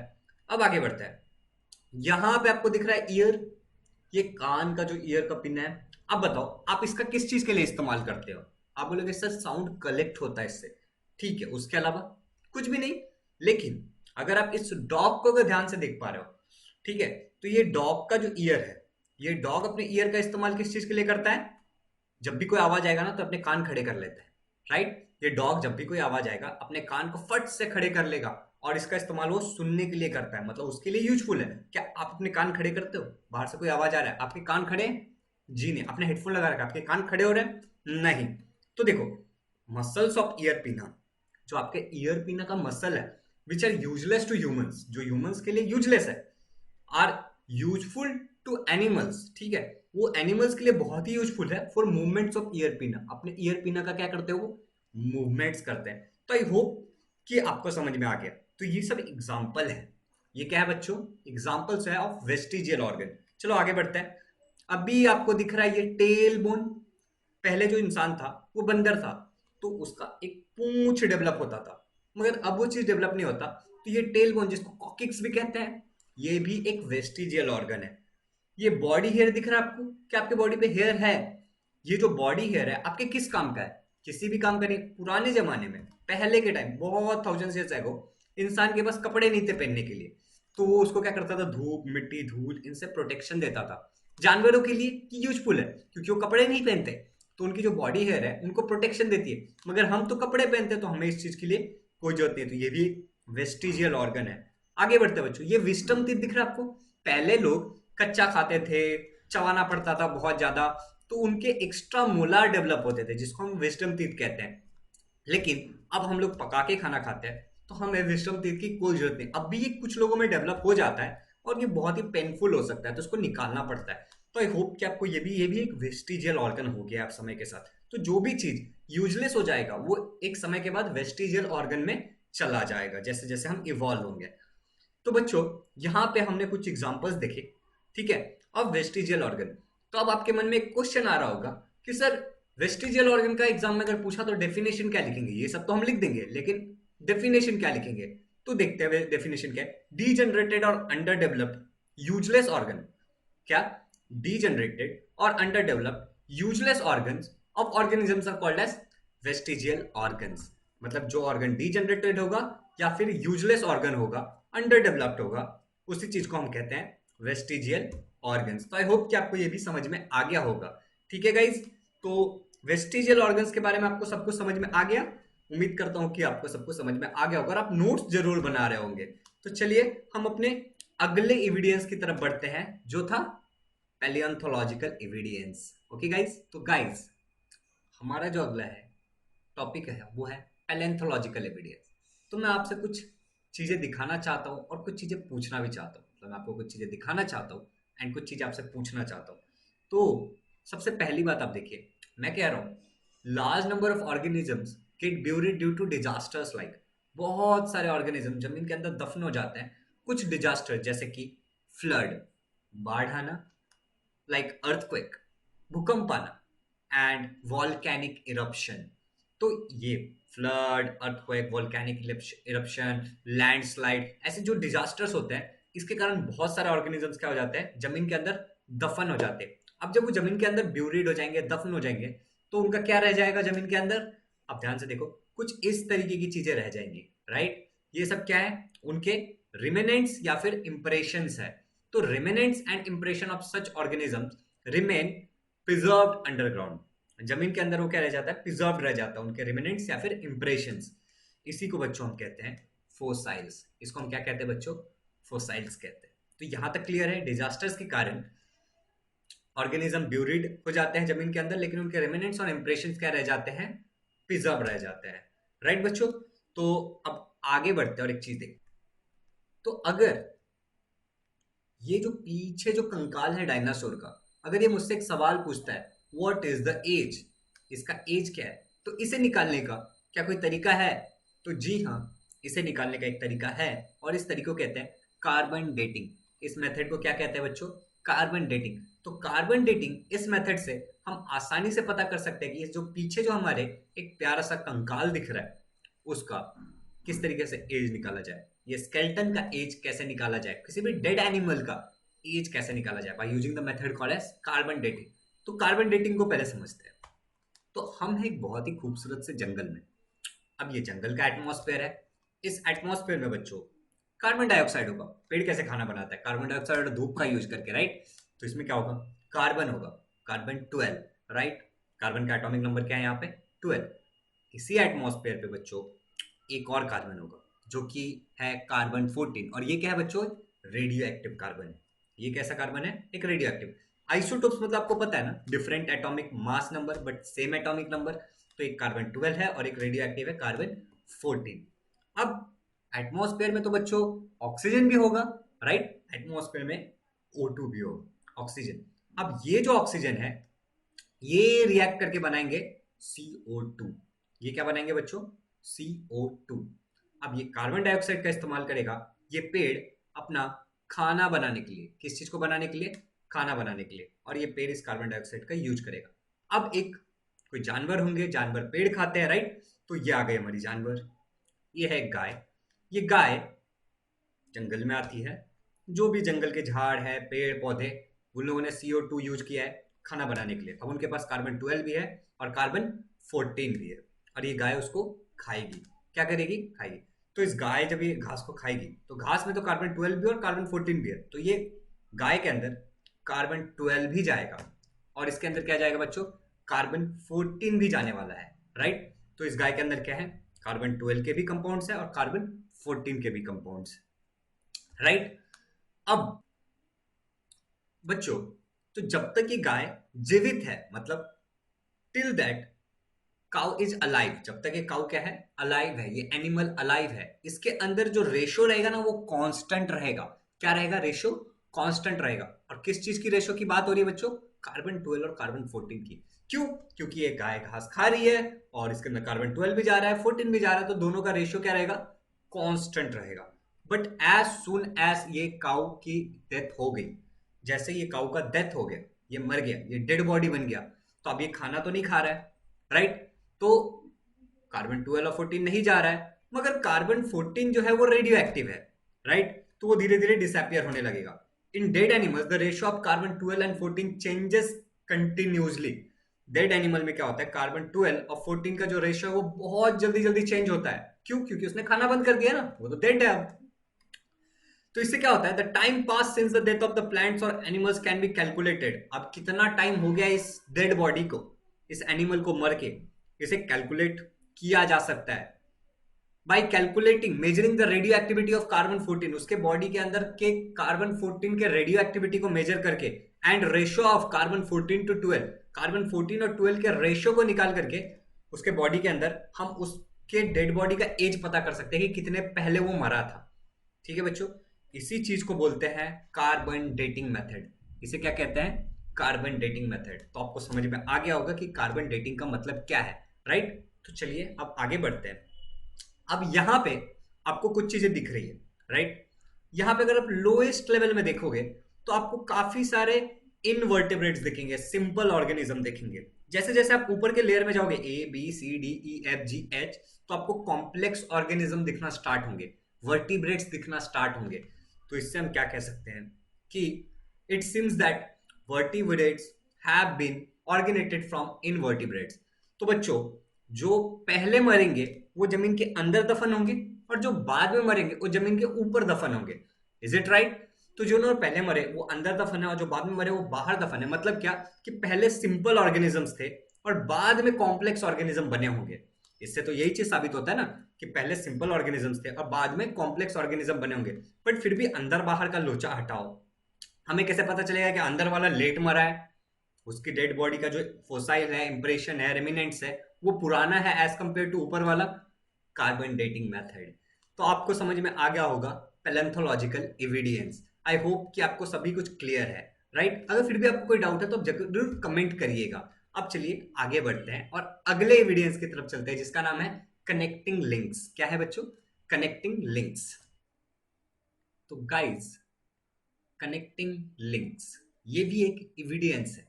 तो कनेक्टिंग लिंक का मतलब क्या है और कैसे? तो देखो सबसे पहले समझते हैं कि some plants and animals show some morphological character, morphological मतलब आपको पता है ना, एक्सटर्नल कैरेक्टर्स, ठीक है। मॉर्फोलॉजिकल एविडेंस देखा था हमने, जिसमें हमने एक्सटर्नल कैरेक्टर्स की बात की थी। तो some plants and animals show some morphological characters which can be related to different group, मतलब उनकी जो मॉर्फोलॉजिकल कैरेक्टर्स है वो अलग अलग ग्रुप से रिलेट की जा सकती है, दो डिफरेंट ग्रुप से रिलेट की जा सकती है, और इसी को कहते हैं कनेक्टिंग लिंक। इसे को क्या कहते हैं बच्चों? Connecting link. एक ऑर्गेनिज्म दो डिफरेंट ऑर्गेनिजम्स के कैरेक्टरिस्टिक दिखाएगा। तो एग्जाम्पल होंगे इसके कुछ, तो एग्जाम्पल देखते हैं। एग्जाम्पल है पेरीपैटस। क्या है बच्चों? पेरीपैटस। ये एक कनेक्टिंग लिंक है, किसके बीच में? तो एनिलिडा और अर्थोपोडा के बीच में। गाइज अगला है duck billed platypus. Duck billed platypus, ये भी एक कनेक्टिंग लिंक है, किसके बीच में? रेप्टाइल्स एंड मैमल्स के बीच में। अगला जो एग्जांपल है जो आपके टेक्स्ट बुक में मेंशन्ड है वो है लंग फिश। लंग फिश भी एक क्या है बच्चों?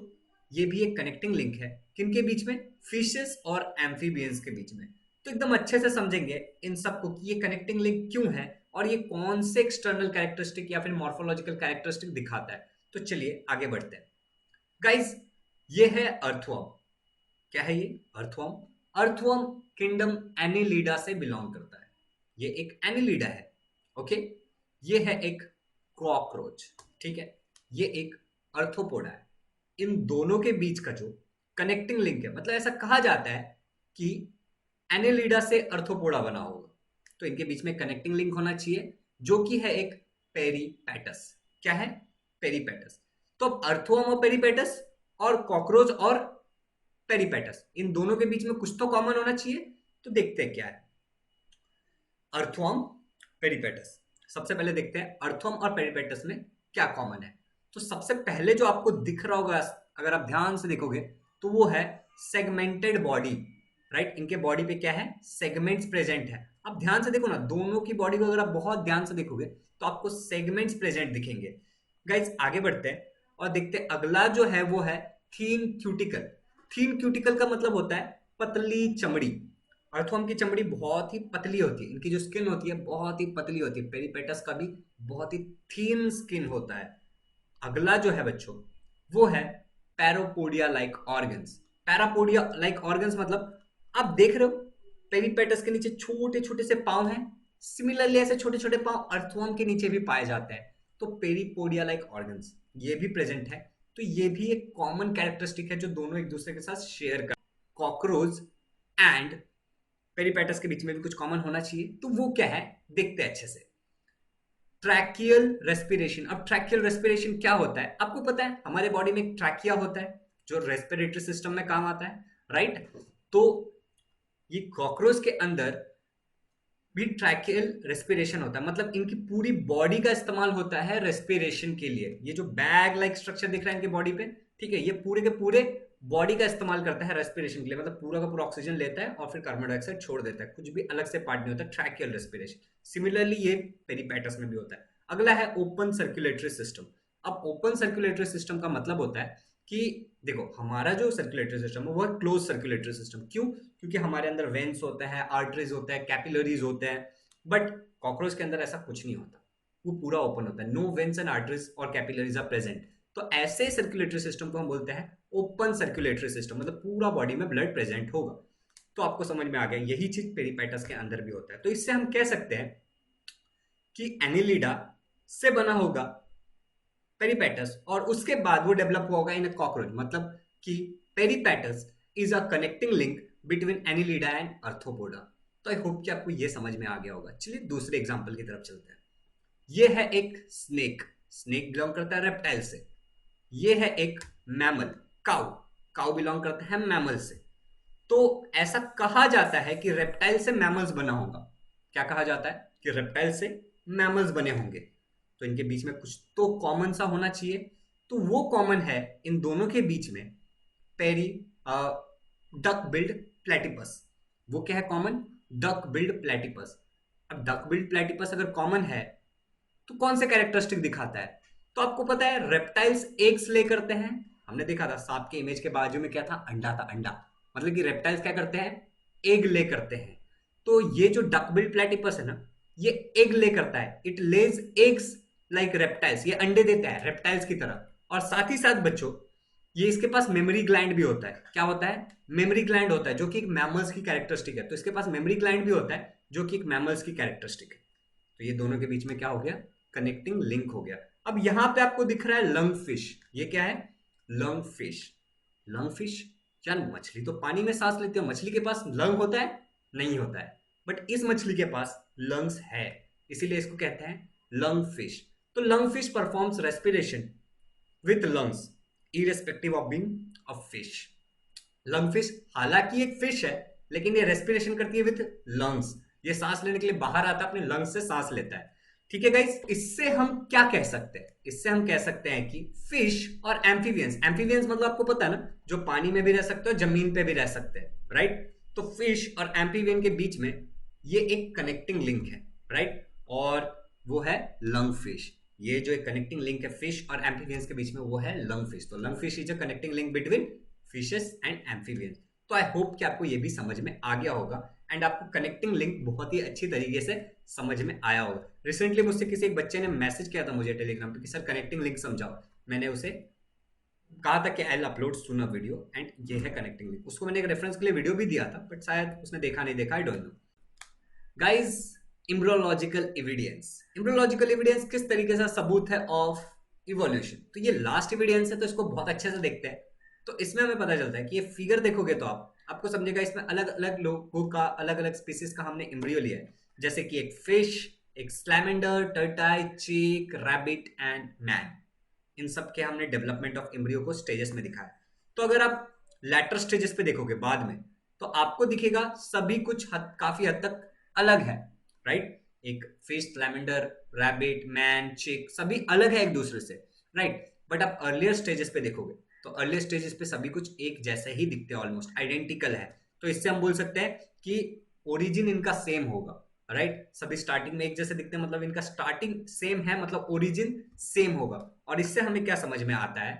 इससे हमें समझ में आता है कि similarities in initial stages of development of embryo indicate the common origin of all the animals. मतलब कि ये सारे एक कॉमन ओरिजिन से आए होंगे।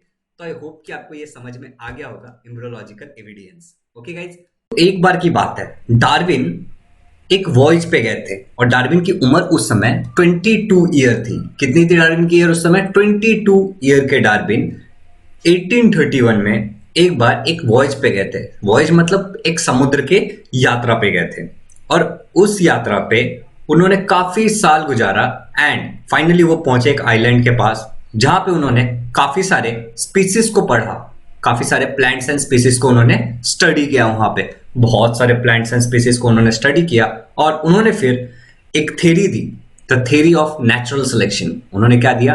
The theory of natural selection, जो कि उनके एक बुक में आया था और उस बुक का नाम था द ओरिजिन ऑफ स्पीसीज। तो यहां तक तो सब क्लियर है, ये था कुछ पास्ट का हिस्सा। तो अब देखते हैं the theory of natural selection है क्या। ओके गाइज, तो चलिए, तो थ्योरी ऑफ नेचुरल सिलेक्शन में सबसे पहली बात जो डार्विन ने कही थी, आपको ये फोटोज देख के क्या समझ में आ रहा है? कि यहाँ पे एक जानवर है और उसके बच्चे हैं, मगर खाली बच्चे नहीं है, बहुत सारे बच्चे हैं, राइट? आप कोई भी इमेज देख लो, वहां पे मैंने बहुत सारे बच्चों को दिखाया था। तो डार्विन सबसे पहले कहते हैं कि ऑल ऑर्गेनिज्म, जितने भी ऑर्गेनिज्म है, दे रिप्रोड्यूस पॉरिफिकली। दैट मीन्स कि बहुत ज्यादा क्वांटिटी में वो रिप्रोड्यूस करते हैं। सारे के सारे ऑर्गेनिज्म बहुत ही ज्यादा क्वांटिटी में रिप्रोड्यूस करेंगे। इससे क्या होता है? ये क्यों? क्योंकि अपने वंश को उनको आगे बढ़ाना है, राइट? अब अगला पॉइंट जो डार्विन कहते हैं वो है, यहां पे आपको इस इमेजेस को देख करके क्या समझ में आ रहा है? ये सारे इमेजेस फाइटिंग हो रही है। क्या हो रही है? फाइटिंग हो रही है। किस चीज के लिए फाइटिंग हो रही है? चलो देखेंगे किस चीज के लिए फाइटिंग हो रही है। बट ऑल द ऑर्गेनिजम्स, जितने भी ऑर्गेनिज्म है, कंपीट विथ ईच अदर, एक दूसरे से कंपीट करते हैं इन लाइफ थ्रेटनिंग मैनर। मतलब जिंदगी और मौत का सवाल है, इस तरीके से लड़ते हैं वो लोग। तो इन लाइफ थ्रेटनिंग मैनर सारे ऑर्गेनिज्म एक दूसरे के साथ कंपीट करते हैं। ये जो कंपटीशन होता है, ये होता है फॉर फूड, फॉर शेल्टर, खाने के लिए, रहने की जगह के लिए। एक दूसरे से लड़ते कि ये अपना इलाका है, ठीक है, अपना इलाका है, यहां पे मैं ही रहूंगा, और दूसरे को भगा देते हैं लड़के, ठीक है। और मेटिंग के लिए, मेटिंग मतलब अपने रिप्रोडक्शन के लिए, ठीक है। तो यहां पे ऑर्गेनिज्म लाइफ थ्रेटनिंग मैनर में तीन चीजों के लिए कंपीट कर सकते हैं mainly, food, shelter and mating. और इस कंपटीशन में जो जीतता है वो सबसे फिट होगा, वही जीत पाएगा, बाकी तो नहीं जीत पाएंगे। तो इस कंपटीशन में सर्वाइवल ऑफ द फिटेस्ट होता है। क्या होता है इस कंपटीशन में? Survival of the fittest. तो जो फिट है वो सर्वाइव करेगा। अब जो फिट नहीं है वो, उसका क्या होगा? तो चलिए आगे देखते हैं। अब इमेजिन करो कि एक रेगिस्तान है, ठीक है, थ्योरी ऑफ नेचुरल सिलेक्शन को हम समझते हैं। ये एक रेगिस्तान है, इसमें कुछ ब्राउन चूहे हैं जो कि रेगिस्तान के कलर से मैच होते हैं, और इसमें ही कुछ व्हाइट चूहे हैं। किस कलर के चूहे हैं? कुछ व्हाइट कलर के चूहे हैं। अब यहाँ पे एक ईगल है और ये ईगल घूम रही है। क्यों? क्योंकि इस ईगल को बड़ा ही भूख लगा है। ये चूहे को ऐसा देख के जा रही कि ये, अब इस ईगल को आसानी से कौन से कलर का चूहा दिखेगा? आप बताइए मुझे, इस ईगल को आसानी से कौन से कलर का चूहा दिखेगा? बट ऑब्वियस है, इस ईगल को आसानी से व्हाइट कलर का चूहा दिख जाएगा। अब ये व्हाइट कलर का चूहा जब देखेगी तो उसके पास आएगी, ठीक है, और उसको लेकर के उड़ जाएगी। ठीक है, पास आई और उसको लेकर के उड़ गई, मतलब इसने व्हाइट चूहे को अपना शिकार बना दिया और इसको लेकर के उड़ गई। अब उसको वो व्हाइट चूहा खाना है। ठीक है, इसी तरीके से धीरे धीरे सारे जो व्हाइट चूहे हैं वो खत्म होने लगेंगे। क्यों? क्योंकि वो किसी का फूड बन रहे हैं। अब ये व्हाइट चूहे ही जल्दी खत्म क्यों हो रहे हैं? ब्राउन चूहे इतने कम क्यों खत्म हो रहे हैं? इसके पीछे का रीजन ये है कि व्हाइट चूहे आसानी से दिख रहे हैं। ब्राउन चूहों के पास कुछ तो ऐसा है जो उनको प्रोटेक्ट कर रहा है, और वो है उनका कलर। उनकी बॉडी के अंदर कुछ तो ऐसा है जो उनको व्हाइट चूहों के ऊपर मतलब कुछ एडवांटेज दे रहा है, जिसके कारण वो प्रोटेक्ट हो रहा है। आपको समझ में आ रहा होगा। बग्स वाले भी एग्जांपल आपने देखे ही होंगे। ठीक है, तो अब आगे चलते हैं हम। तो इस तरीके से धीरे धीरे व्हाइट चूहों का पॉपुलेशन खत्म हो जाएगा और ये ब्राउन चूहे की पॉपुलेशन बढ़ जाएगी। ठीक है गाइज, अब इससे हमें क्या समझ में आता है कि only those organism sustain which have so the modification essential for winning the competition. Competition में जीतने के लिए जिसके पास कोई मॉडिफिकेशन जो अपने शरीर में कर सकता है वही इस कॉम्पिटिशन में जीतेगा या फिर सर्वाइव करेगा। अगला पॉइंट देखिए क्या है। Sustaining and selected organism can perform reproduction and thereby give rise to new species with their own specific characters। तो जो भी सस्टेनिंग ऑर्गेनिज्म होंगे वो आगे रिप्रोड्यूस करेंगे, ठीक है, और अपने वंश को आगे बढ़ाएंगे। अपने जो कैरेक्टर्स है वो भी अपने चाइल्ड के साथ पास ऑन करेंगे। राइट, ये ब्राउन चूहों का जो बच्चा होगा वो भी ब्राउन ही होगा, तो उनको भी एक एडवांटेज मिलेगा। ओके गाइज, अब यहाँ पे देखिए, देखो कोई भी थ्योरी जब आता है ना तो कुछ लोग उसको एक्सेप्ट करते हैं और कुछ लोगों के अंदर कीड़ा होता है, वो लोग उसको रिजेक्ट कर देते हैं। ठीक है, तो कुछ लोगों ने ऑब्जेक्शन उठाया, कुछ लोगों ने क्या किया? ऑब्जेक्शन उठाया। ठीक है, तो Darwin's theory of natural selection was widely accepted for long duration. काफी लोगों ने मान लिया, काफी समय तक माना। However some objection were raised against the theory. कुछ लोगों ने उस पर ऑब्जेक्शन उठाया। तो वो ऑब्जेक्शन क्या थे बच्चों? सम ऑब्जेक्शन वेयर लाइक, इस तरीके के कुछ ऑब्जेक्शन थे, जैसे कि सबसे पहला ऑब्जेक्शन देखते हैं हम। Natural selection is not the only factor responsible for growth और इवोल्यूशन। नेचुरल सिलेक्शन ही एक चीज नहीं है जिसके कारण इवोल्यूशन होता है, म्यूटेशन भी कोई चीज है भैया। ठीक है, तो म्यूटेशन क्या होता है? Sudden change in genetic structure. आपके जेनेटिकल स्ट्रक्चर में, जीन्स में अगर कोई बदलाव होगा तो उसको म्यूटेशन कहते हैं। खैर उसको बाद में देखेंगे, लेकिन ये पहला ऑब्जेक्शन था, इसको याद रखिएगा। ऑब्जेक्शन याद रखना जरूरी है क्योंकि एग्जाम में आपके पूछे जाते हैं। अगला, Darwin does not mention any explanation about useful and useless characteristic। Darwin ने भैया कुछ भी नहीं समझाया यूजफुल और यूजलेस कैरेक्टरिस्टिक के बारे में। ये भी गड़बड़ है, तो लोगों ने इस पर ऑब्जेक्शन उठा दिया। अगला देखिए क्या है। अगला है कि डार्विन ने स्लो चेंजेस के बारे में नहीं बताया था। Darwin there is no explanation about slow and abrupt changes, जो धीरे धीरे होते हैं, उन चेंजेस के बारे में डार्विन ने कुछ भी नहीं बताया था। तो डार्विन थ्योरी तो काफी इजी है, कुछ नहीं, जो हर ऑर्गेनिज्म बहुत ज्यादा क्वांटिटी में रिप्रोड्यूस करते हैं, लाइफ थ्रेटनिंग मैनर में कंपीट करते हैं, फूड शेल्टर एंड मेटिंग। इसमें जो सर्वाइव कर पाता है वो फिटेस्ट होता है, इसमें सर्वाइवल ऑफ द फिटेस्ट होता है। ठीक है, अब जो लोग, वही लोग सर्वाइव कर पाएंगे।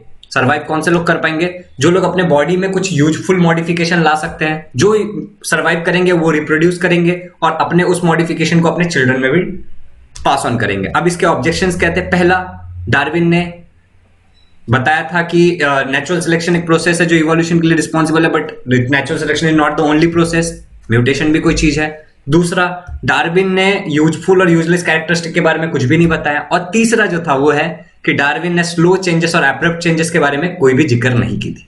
तो आई होप कि आपको डार्विन्स थ्योरी ऑफ इवोल्यूशन पूरी तरीके से समझ में आ गया होगा। अब अगला जो हमारा टॉपिक है वो है लमार्किज्म। सो गाइज, जैसा कि आप देख रहे हो, जीन वेबसाइट बैप्टिस्ट लमार्क, ठीक है, इनका नाम क्या है, जीन लिखते हैं लेकिन बोलते जॉन है, ठीक है। लमार्किज्म, इन्होंने जो थ्योरी दी थी उसको लमार्किज्म बोलते हैं, और ये रहा उनका फोटो। तो चलिए देखते हैं कि लमार्किज्म जो थ्योरी है उसमें बात किस चीज की हो रही है और लमार्किज्म ने क्या कहा है। तो guys, morphological changes, what do I mean by morphological changes? सबसे पहले समझिए, मॉर्फोलॉजिकल चेंजेस जो बॉडी के अंदर जो ऊपर एक्सटर्नल चेंजेस आते हैं, ठीक है, उसको बोलते हैं मॉर्फोलॉजिकल चेंजेस। तो morphological changes are responsible for evolution, ऐसा कौन कह रहा है? लमार्क कह रहा है।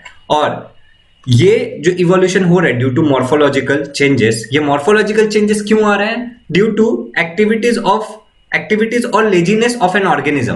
तो एक ऑर्गेनिज्म कितना एक्टिव है या फिर कितना लेजी है, इसके हिसाब से उसके बॉडी के अंदर कुछ मॉर्फोलॉजिकल चेंजेस आ रहे हैं, और उन मॉर्फोलॉजिकल चेंजेस के कारण वो ऑर्गेनिज्म इवॉल्व हो रहा है। So this is called लमार्किज्म। चलिए लेकिन अच्छे से समझते हैं कि इसका असली मतलब क्या है और एक्चुअली ये क्या कहना चाहता है। He called this concept as principle of use और disuse of organ।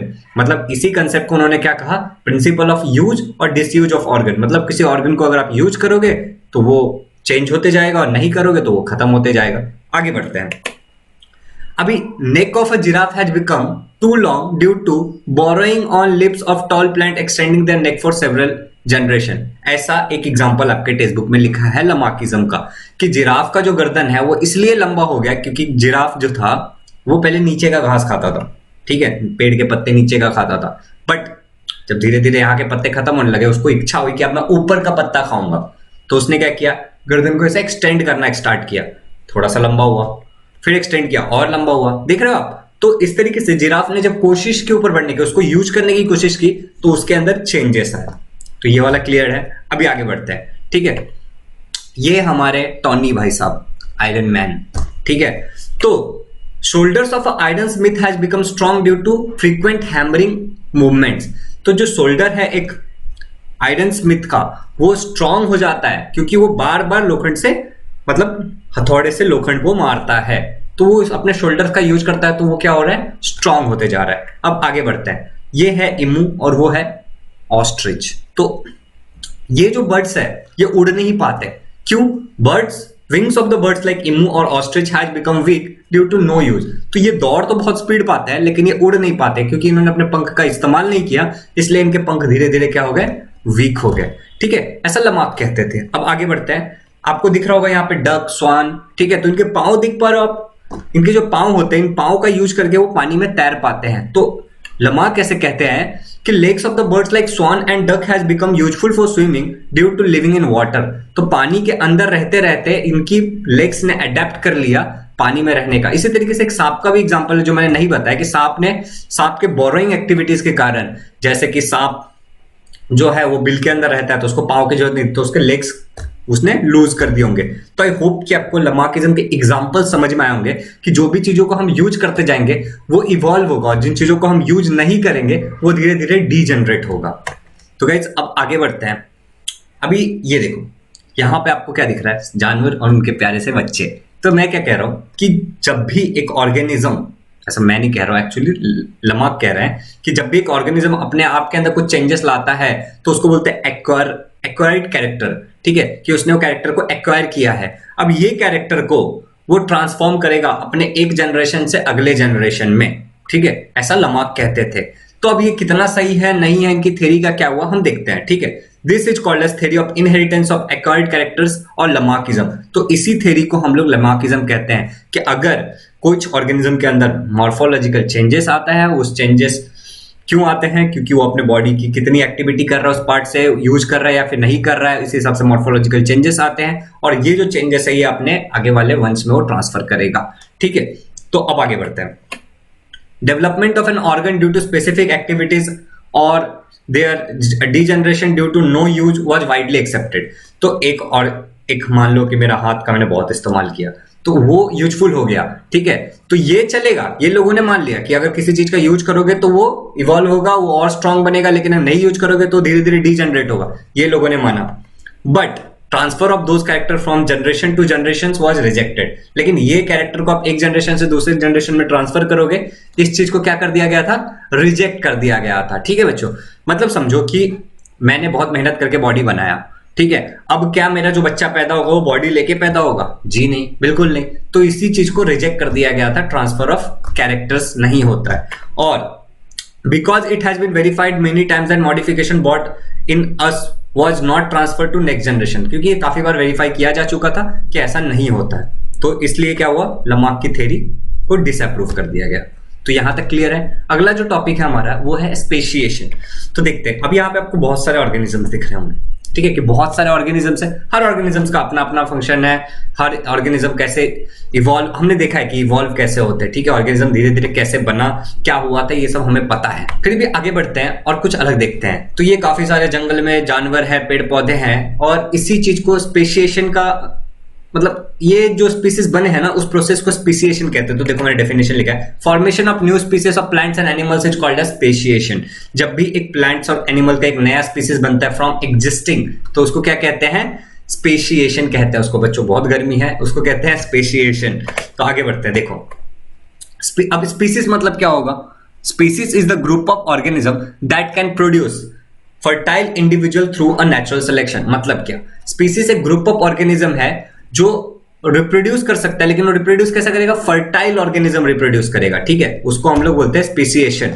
तो देखो यहाँ पे ये कुत्ता और ये उसकी, ठीक है, और ये एक बंदा है और ये उसकी बंदी, ठीक है, मतलब ये कपल्स है और ये कुत्तों वाले कपल्स है, ठीक है। तो ये हो गए एक स्पीसीज और ये दूसरे वाले भी हो गए एक स्पीसीज, ठीक है, ये भी एक स्पीसीज है और ये भी एक स्पीसीज है, ठीक है बच्चों, ये भी एक स्पीसीज है और ये वाला भी एक स्पीसीज है, क्योंकि एक स्पेशल कैटेगरी के आपस में रिप्रोड्यूस करके कुछ प्रोड्यूस कर सकते हैं। तो चलो आगे देखते हैं, ये कपल्स ऑफ डॉग कपल, ठीक है बच्चों, इन्होंने रिप्रोड्यूस कराया एक छोटा सा पप्पी, प्यारा सा पप्पी, तो ये उनके जैसा ही दिखता है, ठीक है, तो ये रिप्रोड्यूस कर सकते हैं, ये कैसे, फर्टाइल है। अभी देखो ये प्यारे से कपल है, ये अगर रिप्रोड्यूस करेंगे तो प्यारा सा बेबी बॉय या बेबी गर्ल रिप्रोड्यूस करेंगे लोग, तो ये भी क्या है, फर्टाइल कपल्स है, फर्टाइल ऑर्गेनिज्म है जो आगे रिप्रोड्यूस कर सकता है, तो ये एक स्पीसीज है, ठीक है बच्चों। और अब आगे बढ़ते हैं, अब ये है एक हॉर्स और इसने एक इसका क्रॉस ब्रीडिंग कराया गया है एक गधे के साथ, एक डोंकी के साथ, तो रिजल्टिंग जो जानवर आएगा उसको बोलते हैं म्यूल। क्या बोलते हैं उसको, म्यूल। और म्यूल सर्टाइल है, म्यूल कैसा है, सर्टाइल है, वो आगे रिप्रोड्यूस नहीं कर सकता है, ठीक है, तो ये भी एक ऑर्गेनिज्म है मगर ये आगे रिप्रोड्यूस नहीं कर सकता है। तो अब स्पेशिएशन कब होता है, कब एक नया स्पीशीज बनता है, ये सवाल बहुत इसेंशियल है और बहुत जरूरी है, हमें जानना भी चाहिए। तो देखते हैं, genetic variation are responsible for formation of new species from earlier one. तो जेनेटिक वेरिएशन मतलब जीन्स के अंदर कुछ वेरिएशन आएगा तो उससे एक नया स्पीसीज बनेगा अर्लियर वन से। तो जैसे देख लो ये एक रेड बीटल है, इस रेड बीटल के जीन्स में कुछ बदलाव आया और ये बन गया एक ब्लू बीटल, ग्रीन बीटल बन गया, सब कुछ, ठीक है, इसके अंदर कुछ बदलाव आया। अब वो ग्रीन बीटल के भी जीन्स में अगर कुछ म्यूटेशन होगा, कुछ जेनेटिक स्ट्रक्चर में कुछ चेंजेस होंगे तो वो बन जाएगा एक ब्लू बीटल। तो इस तरीके से क्या होता है, जेनेटिक वेरिएशन एक रीजन है रिस्पॉन्सिबल, एक रिस्पॉन्सिबल रीजन है जिसके कारण क्या होता है, नए स्पीसीज फॉर्म होते हैं फ्रॉम अर्लियर वन। तो ये वाला क्लियर है। अब चलो आगे बढ़ते हैं, जोग्राफिकल और reproductive isolation is also leads to speciation. तो जोग्राफिकल आइसोलेशन या फिर रिप्रोडक्टिव आइसोलेशन ये भी एक रीजन है जिसके कारण स्पीसीज नए फॉर्म हो सकते हैं। तो देखो कैसे, अब ये एक प्यारा सा जंगल है, ये क्या है बच्चों, एक जंगल है। इस जंगल में एक तरफ रहते थे रेड बीटल्स और साथ में ब्लू बीटल्स भी रहते थे, रेड बीटल्स भी रहते थे, ब्लू बीटल्स भी रहते थे, काफी अच्छा सब चल रहा था, रेड वाले रेड के साथ रिप्रोड्यूस करते थे, ब्लू वाले ब्लू के साथ, या फिर रेड ब्लू आपस में चल रहा था इनका, ठीक है, इनका रिप्रोडक्शन वगैरह सब चल रहा था, मगर किसी कारण बस इनके बीच में जोग्राफिकल आइसोलेशन आ गया। अब ये दोनों एक दूसरे से नहीं मिल सकते हैं। अब क्या हो गया, ये दोनों एक दूसरे से नहीं मिल सकते हैं, तो ऐसे ही चीज को बोलते हैं जोग्राफिकल आइसोलेशन। अब रिप्रोडक्टिव आइसोलेशन मतलब कि यहां वाला वहां जाके रिप्रोड्यूस नहीं कर सकता है। मान लो कि वहां पे भी एक रेड होता और यहाँ पे एक रेड होता, तो ये दोनों रेड आपस में रिप्रोड्यूस नहीं कर पाते, तो ये हो गया रिप्रोडक्टिव आइसोलेशन। तो आई होप कि आपको समझ में आ गया। ऐसे टाइम में भी म्यूटेशन होता है और नए स्पीसीज फॉर्म होते हैं, इसको बोलते हैं रिप्रोडक्टिव आइसोलेशन। और जोग्राफिकल आइसोलेशन के कारण स्पीसीज का फॉर्मेशन। ऐसा कहा जाता है कि एक बड़ा सा एस्टेरॉइड आकर के जमीन पे गिरा और जितने डायनासोर थे वो सारे खत्म हो गए। ये सब हुआ था 7 करोड़ ईयर्स एगो, सारे के सारे डायनासोर डिसअपियर हो गए। उसके बाद श्रू लाइक एंसेस्टर से श्रू लाइक एंसेस्टर से मंकी लाइक एनिमल्स फॉर्म हुए। क्या हुए? मंकी लाइक एनिमल्स फॉर्म हुए। किनसे? श्रू लाइक एंसेस्टर से। तो यहां तक सब क्लियर है। तो चलो कहानी में देखते हैं कि आगे क्या है। आगे 4 करोड़ ईयर्स एगो, 4 करोड़ साल पहले, इन अफ्रीका, ये जो मंकी लाइक ऑर्गन्स थे ना, एनिमल्स थे, ऑर्गन्स नहीं, मंकी लाइक एनिमल्स जो थे, उनके जो टेल्स थे बच्चों, वो टेल्स डिसअपियर होने लगे। क्या होने लगे? उनके टेल्स डिसअपियर होने लगे। उनका जो ब्रेन था वो इनलार्ज होने लगा और उनके हैंड्स भी इंप्रूव होने लगे। ठीक है, तो यहां तक सब क्लियर है। अब इससे वो मंकी लाइक एनिमल्स में जब ये सारी बदलाव आए तो एप लाइक एनिमल्स बने होंगे। क्या बने होंगे? Ape like animals were evolved. तो यहां तक सब कुछ क्लियर है और इसी को हम कहते हैं इजिप्टोपिथेकस। क्या कहते हैं गाइस इसको? इजिप्टोपिथेकस। तो आई होप कि यहां तक की कहानी आपको बहुत अच्छी तरीके से क्लियर होगा। तो चलो अब आगे बढ़ते हैं और आगे है साउथ और नॉर्थ ईस्ट एशिया में गाइज ये इवॉल्व होते गए और इनसे बना gibbon and further orang U-turn. यहां तक भी क्लियर है। मैं आपके टेक्स्ट बुक को फॉलो कर रहा हूं और आपके टेक्स्ट बुक में जिस तरीके से है उसमें अपना दिमाग लगा के थोड़ा इंप्रूव करने की कोशिश कर रहा हूं। That's it. तो अब आगे बढ़ते हैं। अब है 2 करोड़ ईयर्स एगो, 4 करोड़ साल पहले, 7 करोड़ साल पहले, और अब है 2 crore years ago. Evolution of old species of apes seems to be occur in different way. जो भी ओल्ड स्पीसीज ऑफ एप्स थे, जो मंकी लाइक एनिमल से डेवलप हुए थे, उनका जो इवोल्यूशन हो रहा है वो काफी अलग तरीके से हो रहा है। पीछे आपको बंजर जमीन दिख रहा है ना, इसके पीछे एक रीजन है। They had to use their hands more for eating and other work. अब उनका इवोल्यूशन अलग तरीके से हो रहा था। उनको अपने हाथों का ईटिंग के लिए, मूवमेंट करने के लिए, काफी चीजों के लिए उनका यूज कर रहे थे क्योंकि उनके हैंड्स भी ग्रो हो रहे थे। अब अफ्रीका में ड्राई वेदर के कारण, ड्राई एनवायरमेंट के कारण जो फॉरेस्ट थे वो डिक्लाइन होने लगे। तो अब पेड़ पे तो वो रह नहीं सकते, बट ऑब्वियस है कि वो पेड़ पे अब नहीं रह सकते, तो उन्हें क्या हुआ? जमीन पे आना पड़ा। They started to live on land. तो अब वो जमीन पे रहने लगे। अब देखो, जमीन पे जब वो रहेंगे तो उनको दूसरे जानवरों से खतरा भी है, राइट? तो उसके लिए उनको उठ उठ के देखना पड़ेगा। पहले वो हाथ पे इस तरीके से चलते थे, अब उनको उठ उठ के देखना पड़ेगा। तो उससे क्या हुआ? पेल्विक ग्रिडल डेवलप्ड हुआ। उनका जो वर्टिबल कॉलम था ना, वो डेवलप होना स्टार्ट हो गया and they started to stand erect. Erect posture में वो खड़े होने लगे ग्रास लैंड के अंदर। ठीक है, मतलब जमीन के ऊपर जो ग्रास थे उसमें वो खड़े होकर देखने लगे। लेकिन क्या पूरी तरीके से खड़े हो रहे थे? तो जी नहीं, पूरी तरीके से बिल्कुल भी खड़े नहीं हो रहे थे। Hands become available to use any time. उनके जो हैंड्स थे वो, मतलब अब जब वो उठ रहे हैं तो उनके हैंड्स फ्री होते जा रहे हैं। मतलब पहले तो चलने के लिए इस्तेमाल किया जा रहा था, लेकिन अब हैंड्स फ्री होते जा रहे हैं और उसको वो किसी भी चीज में यूज कर सकते हैं, कभी भी यूज कर सकते हैं। तो आगे बढ़ते हैं और देखते हैं आगे क्या है। 2 करोड़ ईयर्स एगो, 2 करोड़ ईयर्स एगो, ये मतलब अभी तक हमारा 2 करोड़ ईयर्स एगो का ही चल रहा है। बट ये जो हम लोगों ने बात किया, जिनका इरेक्ट पोस्चर आया, उनका पेल्विक ग्रिडल डेवलप होने लगा, ठीक है, हैंड्स फ्री हो गए, इनको कहते हैं ड्रायोपिथेकस। इन्हीं को क्या कहते हैं बच्चों? ड्रायोपिथेकस। तो आई होप कि यहां तक आपको सभी कुछ क्लियर होगा। हमने क्या देखा कि अर्थ पे एक बड़ा एस्ट्रॉइड गिरा जिससे सारे डायनासोर्स खत्म हो गए और शू लाइक एंसेस्टर से मंकी लाइक एनिमल्स डेवलप हुए होंगे। इन मंकी लाइक एनिमल्स के टेल गायब होने लगे और इनका ब्रेन इनलार्ज होने लगा, इनके हैंड्स बढ़ने लगे। अब उसको हम लोग बोलते हैं इजिप्टोपिथेकस। उसके बाद ये जो थे अफ्रीका में बहुत ज्यादा ड्राई एनवायरमेंट के कारण इन्हें जमीन पे आना पड़ा और इनको अपने आप को प्रोटेक्ट करने के लिए उठ उठ के देखना पड़ता था। तो इनके ग्रिडल डेवलप होना स्टार्ट हो गए और इनके जो क्या हुए, हैंड्स फ्री हो गए यूज होने के लिए और इनका ब्रेन और डेवलप हो रहा था। देखो हर ये क्रोनोलॉजी में ना ब्रेन डेवलप होते जा रहा है और इसी को हम लोग कहते हैं ड्रायोपिथेकस। तो आई होप गाइस यहां तक क्लियर है। अब आगे देखते हैं कि आगे क्या। तो गाइस अब 1 करोड़ ईयर्स एगो, 1 करोड़ साल पहले, रामापिथेकस, ठीक है, ये एप पाया गया। ठीक है, ये इवॉल्व होते होते Ramapithecus, first record of human like animal. ये किस तरीके से था? ह्यूमन की जैसा दिखने वाला एक एनिमल, एक एप जिसका नाम है Ramapithecus, was found in north India and east Africa. इसको कहां पाया गया? नॉर्थ इंडिया और ईस्ट अफ्रीका में। आप यहां पे फिगर में देख सकते हो ये जो एप था बच्चों, ये मोर लाइक ह्यूमन। ये कैसा था? It was more like human and less like app. तो यहां तक सब कुछ क्लियर है।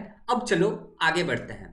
अब डेवलपमेंट होते जा रहा है, ठीक है, तो 40 लाख ईयर्स एगो ये जो एप्स थे इनका ब्रेन और ज्यादा डेवलप हो रहा है, ठीक है, इनके ब्रेन्स और ज्यादा डेवलप होते जा रहे हैं और इनका बॉडी भी डेवलप हो रहा है, तो इनका साइज भी डेवलप हो रहा है और इनका ब्रेन भी डेवलप हो रहा है। Apps grown up in size and become more intelligent, तो इनका ब्रेन के डेवलपमेंट के कारण ये ज्यादा इंटेलिजेंट होते जा रहा है, उनका साइज भी बढ़ रहा है। और thus the ape of South Africa was evolve, और इसी तरीके से ape of South Africa evolve हुए होंगे। अब एप ऑफ साउथ अफ्रीका ये एक नाम है, इनका नाम क्या है, एप ऑफ साउथ अफ्रीका, जो कि 40 लाख ईयर्स एगो इवॉल्व हुए थे। इनका एक और नाम है बच्चों, और वो है ऑस्ट्रेलियोपिथेकस।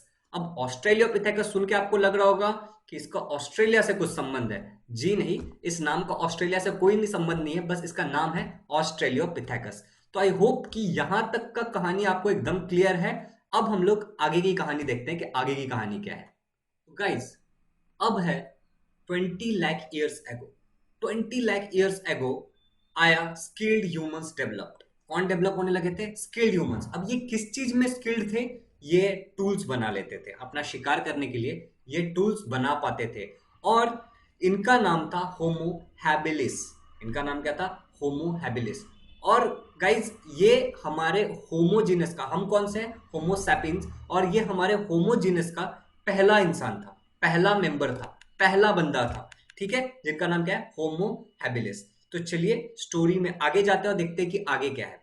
तो अब यहां पे आप फिगर में देख सकते हो कि ये एक इरेक्ट पोस्चर वाला बंदा है, ठीक है। अभी फिगर क्लियर नहीं है, थोड़ी देर में क्लियर हो जाएगा। तो around 15 lakh years ago man walking with erect posture evolve. कौन इवॉल्व हुआ, man walking with erect posture, और इसको बोलते थे होमो इरेक्टस। इसका नाम क्या था, होमो इरेक्टस। और it may have been existed in China and Indonesia. तो जो ये कहां पे एग्जिस्ट हुए करते थे, ये चाइना और इंडोनेशिया में। तो यहां तक आई होप कि आपको क्लियर होगा कि 15 लाख ईयर्स एगो तक का स्टोरी में क्या हुआ था, होमो इरेक्टस तक इवॉल्व हो चुके थे हम लोग। अब आगे बढ़ते हैं। तो गाइज यहां तक इवोल्यूशन काफी स्पीड चल रहा था और धीरे धीरे धीरे धीरे हम लोगों ने क्या डिस्कवर कर लिया था, फायर को डिस्कवर कर लिया था। तो देखते हैं कि क्या लिखा है यहाँ पे, evolution of upright man continued in the direction of developing it's brain. तो इवोल्यूशन ऑफ अपराइट मैन, जो इंसान सीधा खड़ा हो सकता था, उसका इवोल्यूशन होते चले जा रहा था और उसका ब्रेन का भी डेवलप होते जा रहा था, उसका ब्रेन भी इवॉल्व हो रहा था और डेवलप होते जा रहा था for the period of about 1 lakh years ago. तो ये 1 लाख साल तक चला। And mean time it discovered fire, और उन लोगों ने क्या डिस्कवर कर लिया था, फायर डिस्कवर कर लिया था। तो चलो दोस्तों अब आगे देखते हैं कि आगे क्या है। 1.5 lakh years ago, 1.5 lakh years ago सबसे पहला, ये देखो वाइस मैन, ये कौन थे, निएंडरथल। ये निएंडरथल मैन, ये सबसे ज्यादा वाइस मैन थे। क्यों वाइस थे, देखते हैं। It was the first example of a vice man, ठीक है, हमारी ह्यूमन इवोल्यूशन में ये फर्स्ट एग्जाम्पल है वाइस मैन का। और क्यों, क्योंकि ये केव में रहना स्टार्ट कर दिया। इन्होंने जंगल में ऐसे वैसे ही नहीं रहते थे, इन्होंने ऐसा केव को अपने घर की तरह इस्तेमाल करना स्टार्ट कर दिया था और ये केव में रहते थे।